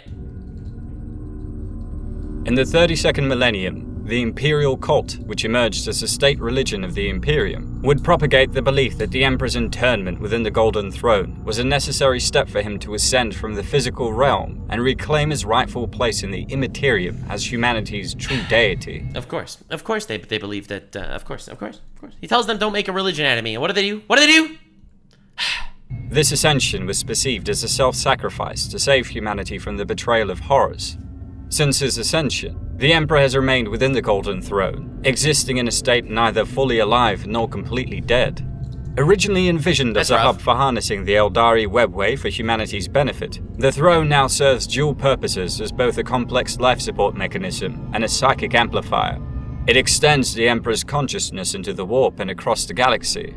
The Golden Throne is situated in the Sanctum Imperialis, the central hall of the Imperial Palace, vigilantly protected by the companions of the Emperor, an elite segment of the Adeptus Custodes. Bro. His decaying corporeal form Hey, it's our boy! is sustained by the intricate, arcane machinery of the Golden Throne, meticulously maintained by a legion of tech priests from the Adeptus Mechanicus. That's it, baby. That's our boy. Look at our goat. Look at our goat. Living in a life support system while maintaining protection for Earth and maintaining the webway. Look how crazy that is. His psychic essence, diffused throughout the galaxy via the warp, endeavors to oversee and protect as much of humanity as possible in his weakened state. Ironically, he is still out here protecting humanity. Now that is a chosen one. That is... Oh, God. Perpetually warding off the malign influence of the ruinous powers. The Golden Throne is intricately linked to the Astronomicon, an immense psychic beacon essential for enabling faster-than-light travel in Imperial starships equipped with a warp drive. The Astronomicon generates a telepathic signal crucial for navigators, specialized mutant psychers to steer through warp space. While the signal... They still need to travel around, right? Humanity is still crusading, you know? The Astronomicon originally... You think humanity decided to take a vacation because the Emperor is sitting on the throne? No, sir. No, sir. No rest for the weary. There are more forces and more enemies and more people that want to wipe you out. ...emanates from the Emperor's mind. Its amplification and sustenance depends on a choir of 10,000 human psychers. God damn. These psychers, selected for their psychic strength and control, undergo a stringent selection process, including a soul-binding ritual to the Emperor. The process fortifies their minds against demonic possession. Do you know how insane this idea is? The fact that they have this whole... They have a Hogwarts, okay, for training psychers to the point that they're good enough to use as a sacrifice, and you need 1,000 of these as sacrifices every single day. The scale, again, I've said this before, but the scale of Warhammer 40k is inconceivable. Inconceivable. The life force of these psychers is gradually depleted over several months. Imagine going through like a whole ass storyline, all right? After Naruto became Hokage, he was ready to be one of the 1,000 daily sacrifices for the Emperor. Like, this is the level of training that they need to go through. With 1,000 dying daily, necessitating a constant influx of replacements. These replacements are transported to Terra aboard the Adeptus Astra Telepathicus Notorious Black Ships, an organization tasked with regulating humans with psychic abilities. Most of these psychers are conditioned to embrace their role as a noble sacrifice for the Imperium, given their potential danger to others, and the belief that their death serves the highest purpose for the God Emperor. It does. It does. You are literally keeping humanity alive. But holy fuck, human sacrifices just became ethical. What is going on? The classic Nuxanor channel lore dive, you know what I'm saying? You start off as one way, and then you end off as justifying human sacrifices. Those less willing are subdued, and their psychic energies harnessed for the throne's power collection mechanism. Either you could die a hero's death, or you could die a pathetic beta bitch death where we will just cock gobble your powers and use it to fire our fireplace, okay? The Imperium's survival is deemed paramount, regardless of the daily human cost. It is commonly believed that the Emperor's existence within the Golden Throne is one of perpetual agony and torment. Yikes! That sucks. No one likes to hear that. Oh god, this is his arm that was chopped off by Horus. Profound commitment to humanity. Dude, this is the guy. You know the guy, the Golden Emperor dude? This is him now. Feel old yet? That prevents him from succumbing to death. In the event of the Emperor's demise, the Astronomicon would become inoperative, severing humanity's current means of safely navigating the warp. And much worse, if he dies, the Astronomicon is gone, the warp travel is impossible, humanity is shattered, the Chaos Gods invade, Terra blows up. If he dies, or if, even for a second, he leaves that throne, Chaos wins. Humanity is cooked. This scenario is somewhat contested by the fact that humanity managed interstellar travel before the Emperor's tenure on the Golden Throne during the Dark Age of technology. However, without the Astronomicon, the Imperium risks fragmentation and descent into civil strife. Yep. The Emperor's sustained existence, Impossible. He has to sustain the throne for the sake of everything. crucial for guidance and protection, coupled with the unwavering commitment of his subjects to prevent his death, underpins the belief in his divinity as propagated by the Imperial cult and embraced by billions across the galaxy. The Space Marine chapters, unlike the masses, do not uniformly acknowledge the Emperor's divinity. They remember, dude. albeit faintly, his initial intent to liberate humanity from the binds of superstition and They remember. They alone remember what the Emperor's doctrine is.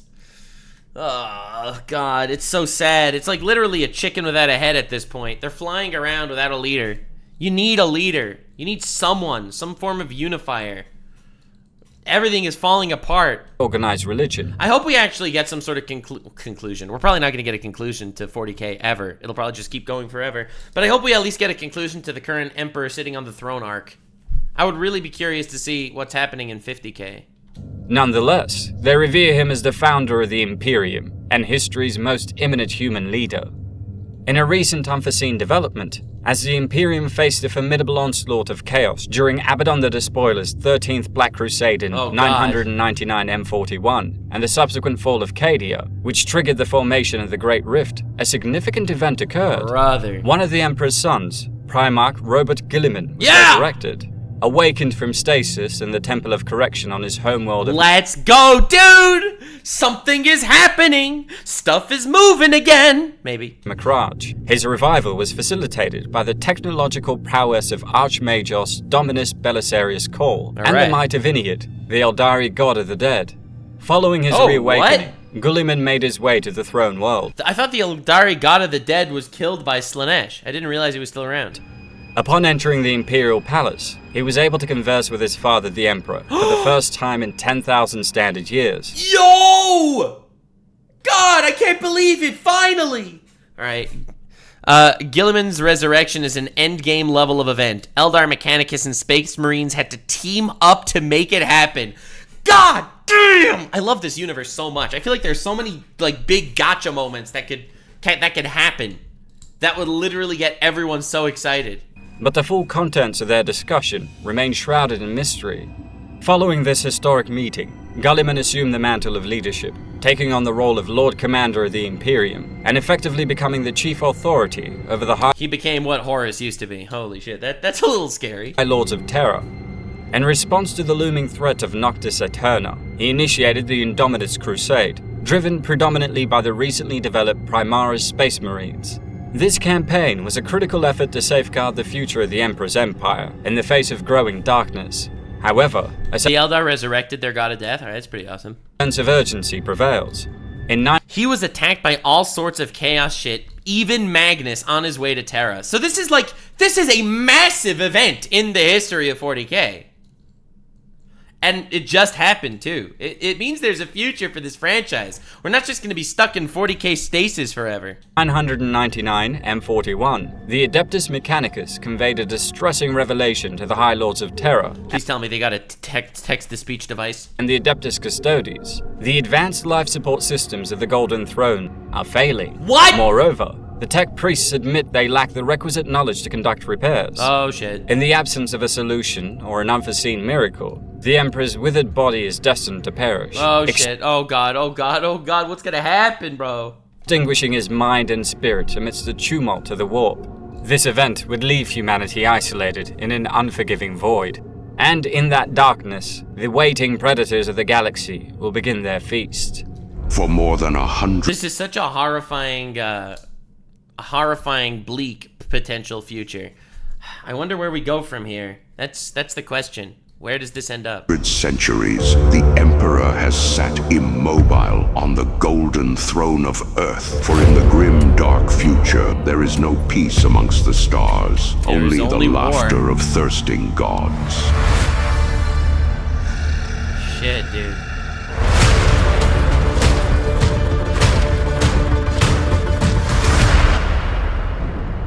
Why do all these images look so much like AI? I don't understand. What is this from? Is this a trailer or something? Every single one of these images looks like it's AI generated.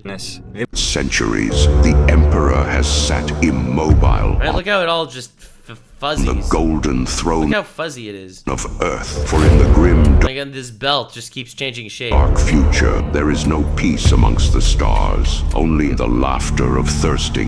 Like, who are these people? And look at their face changes. Gods. Like, this doesn't look real.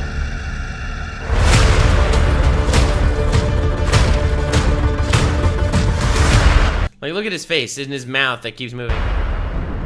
What is that? Where do we get this?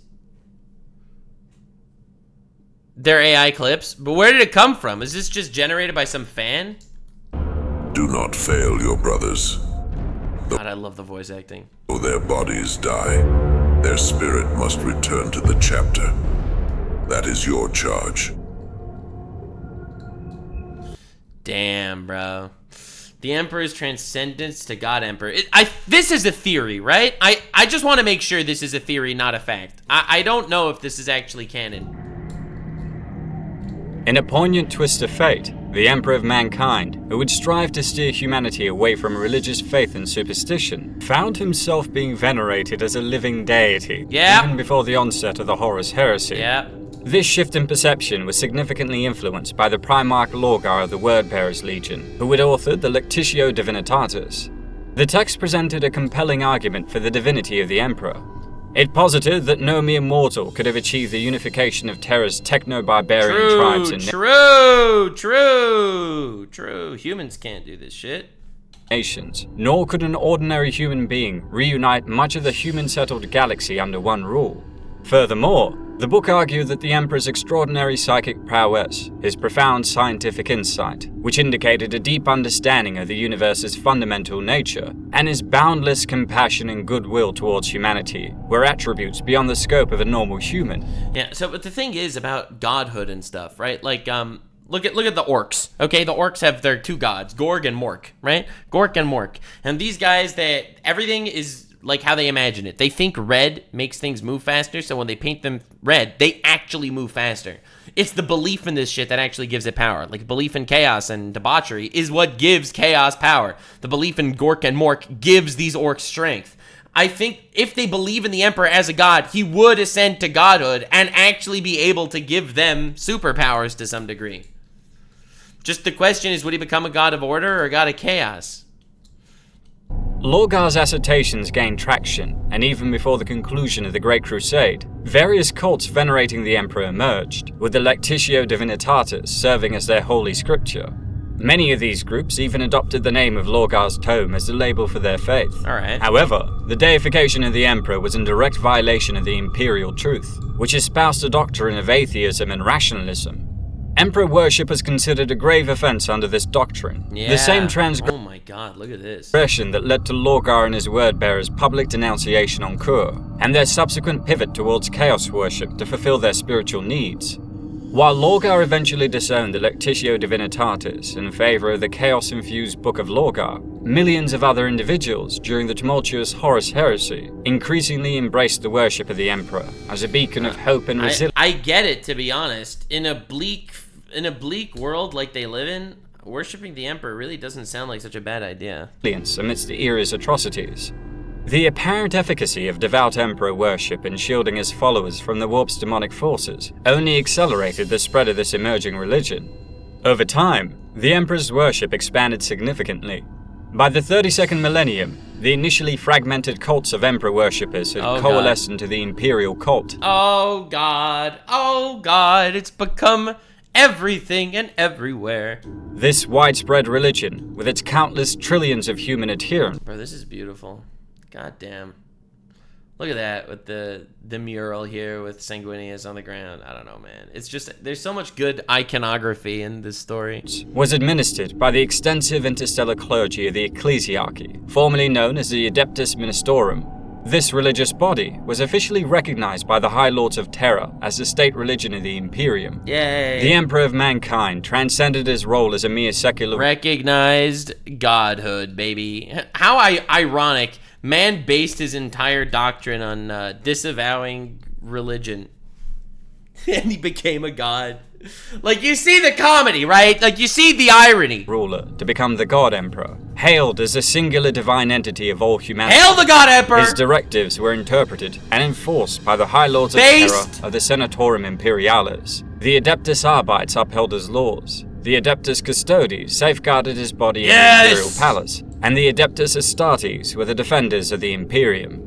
The Inquisition, conceived by Malcador the Sigillite at the Emperor's behest during the Horus Heresy's inception, evolved into a formidable entity, safeguarding the Imperium against both external and internal threats. Wait, is that when the Inquisitors? Did the Inquisitors come from that? Because I don't think the Inquisitors were around when the Emperor was up and running. Contrary to the Emperor's initial objections to deification, the profound faith of trillions of humans has significantly fortified his mind and soul within the Immaterium. Right? Because the Immaterium gains strength. People or souls or gods in the Immaterium gain strength based on their level of worship. And for better or for worse, they fucking worshipped him. In this psychically responsive realm, reality is sculpted by the collective beliefs and subconscious desires of the galaxy's most numerous intelligent species. Yeah! The Imperial Creed posits that the Emperor's confinement within the Golden Throne is not a defeat, but a spiritual ascension that enables him to guide and protect humanity more directly, unshackled by physical constraints. This belief has led to widespread adoption of the skull in imperial iconography and architecture, symbolizing the Emperor's self-sacrifice for his people. Yeah, and ultimately, once he's depicted that way in murals and artworks and doctrines, well, that's what everyone is going to believe, right? So Malcador laid the foundations for the Inquisition. The Inquisition started that way, but didn't start off as a totalitarian regime like it is now. Yeah, right? It just started off as, the CIA. It was supposed to be the CIA, figuring out scumbags and enemies from within and without. And, it ended up becoming a fucking decentralized force. Post-Horus Heresy, the Emperor has essentially become a deity within the warp, his power rivaling that of any one of the four major Chaos Gods, and potentially equaling their collective might. Is this canon or a theory? That's my big question. I feel a lot of people keep talking about it in very loosey-goosey terms. Is it a theory that because he's being worshipped by all these people and he's constantly fighting with chaos, then, that stuff, or is it a known fact that he actually has a level of godhood comparable to the Chaos Gods? That, I still don't have it clear. His power is canon. All right? I'll take your word for it, random chatter. He stands as perhaps the most potent spiritual force for order in the Milky Way galaxy. Though his physical form is but a devastated husk, more akin to a corpse than a living man, the Golden Throne's ability to sustain even the faintest semblance of his vital functions allows the Emperor to preserve his influence within the warp. Concurrently, despite a severely weakened state, the Emperor retains the ability to cryptically convey his intentions to select psychers via the mystical Emperor's Tarot.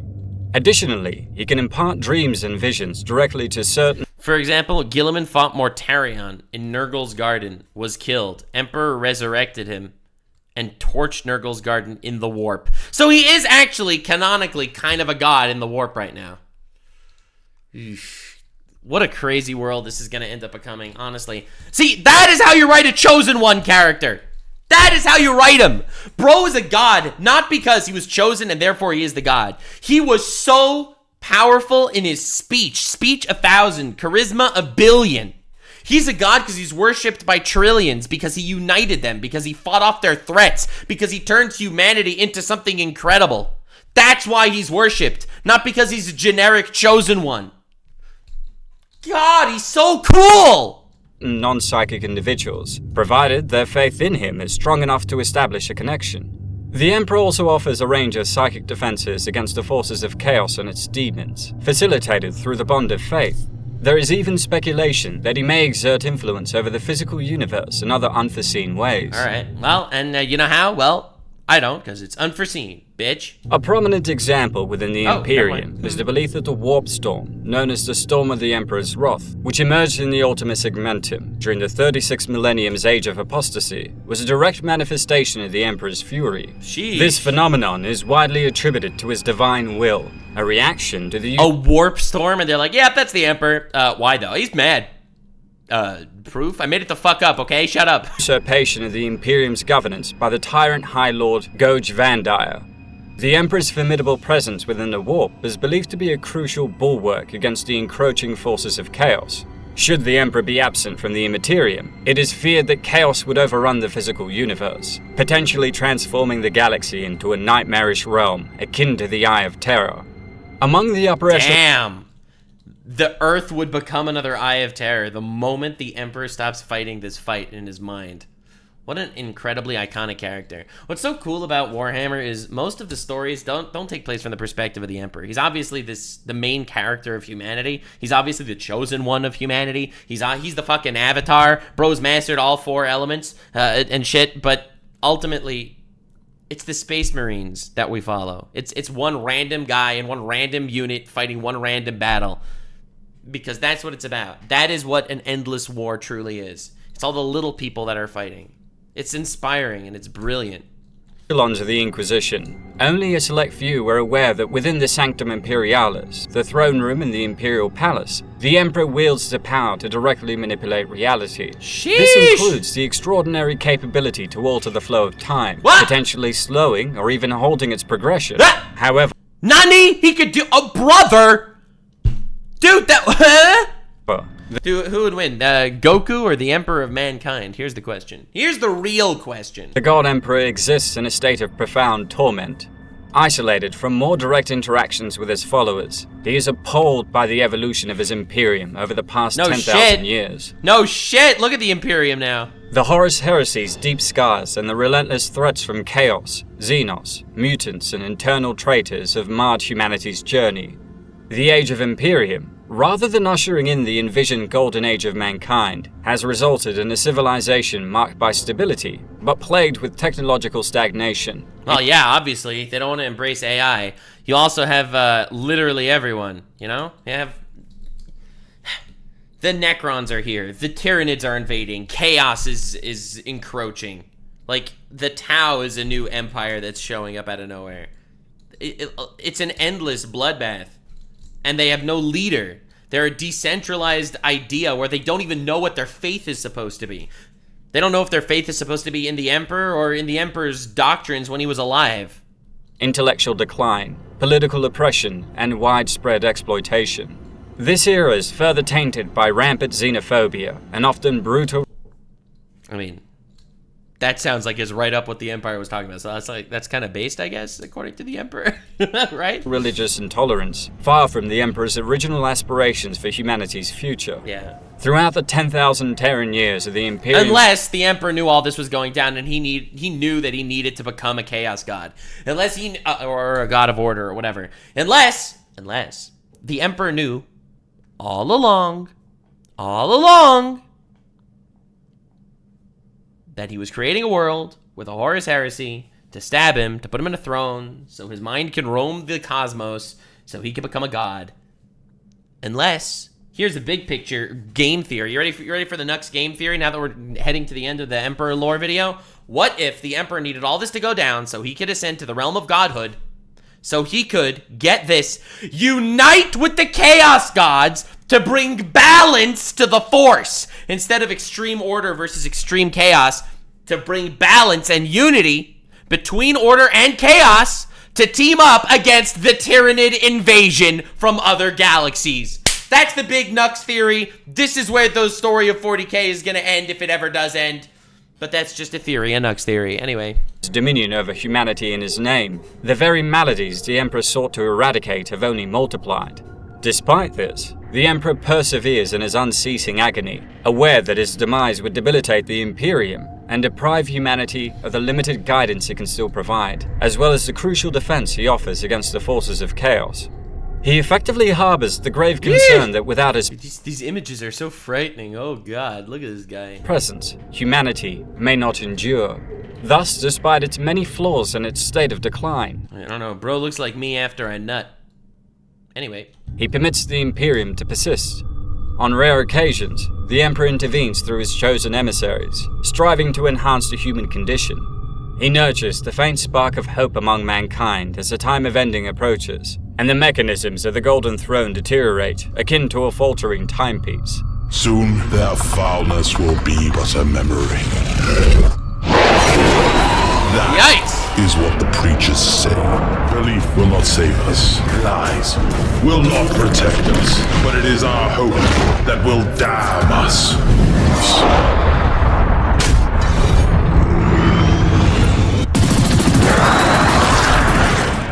Well, God damn, these images are so cool. Is that the Heavy Wing Heresy game that everyone's been telling me I needed to react to the Russian Badger video on? that's all for today, folks. I really appreciate each and every one of you that You're voted welcome. we jump into Warhammer 40k. Yeah, and I'm here on this ride too. Honestly, this was a good deep dive. Film Comics Explained really did Film Comics Explained this does very, very well. In the words of the actual GOAT, this deep dive was, yes it was, Godfrey the Golden. But this was a really good ride. This was a really, really good ride. Thank you all so much for joining me on this. This was the big one. This was the biggest lore dive I think I've ever done in a single sitting. The ultimate dive into the Emperor of Mankind. I hope you did enjoy. I had a really interesting time here. I really did. This was amazing. It needed to be done. You know me, Lord Nuxanor. I will consume all lore. I think next stream we're going to be doing SCP or Bloodborne or Elden Ring. There's a lot of shit to do. All Sith. We got a lot of shit to do. I will consume all lore. Thanks for being here. Stay weird, fam. If you made it to the end, click one of these two videos, which also will definitely get me canceled. See you live on Kick. Stay weird, fam.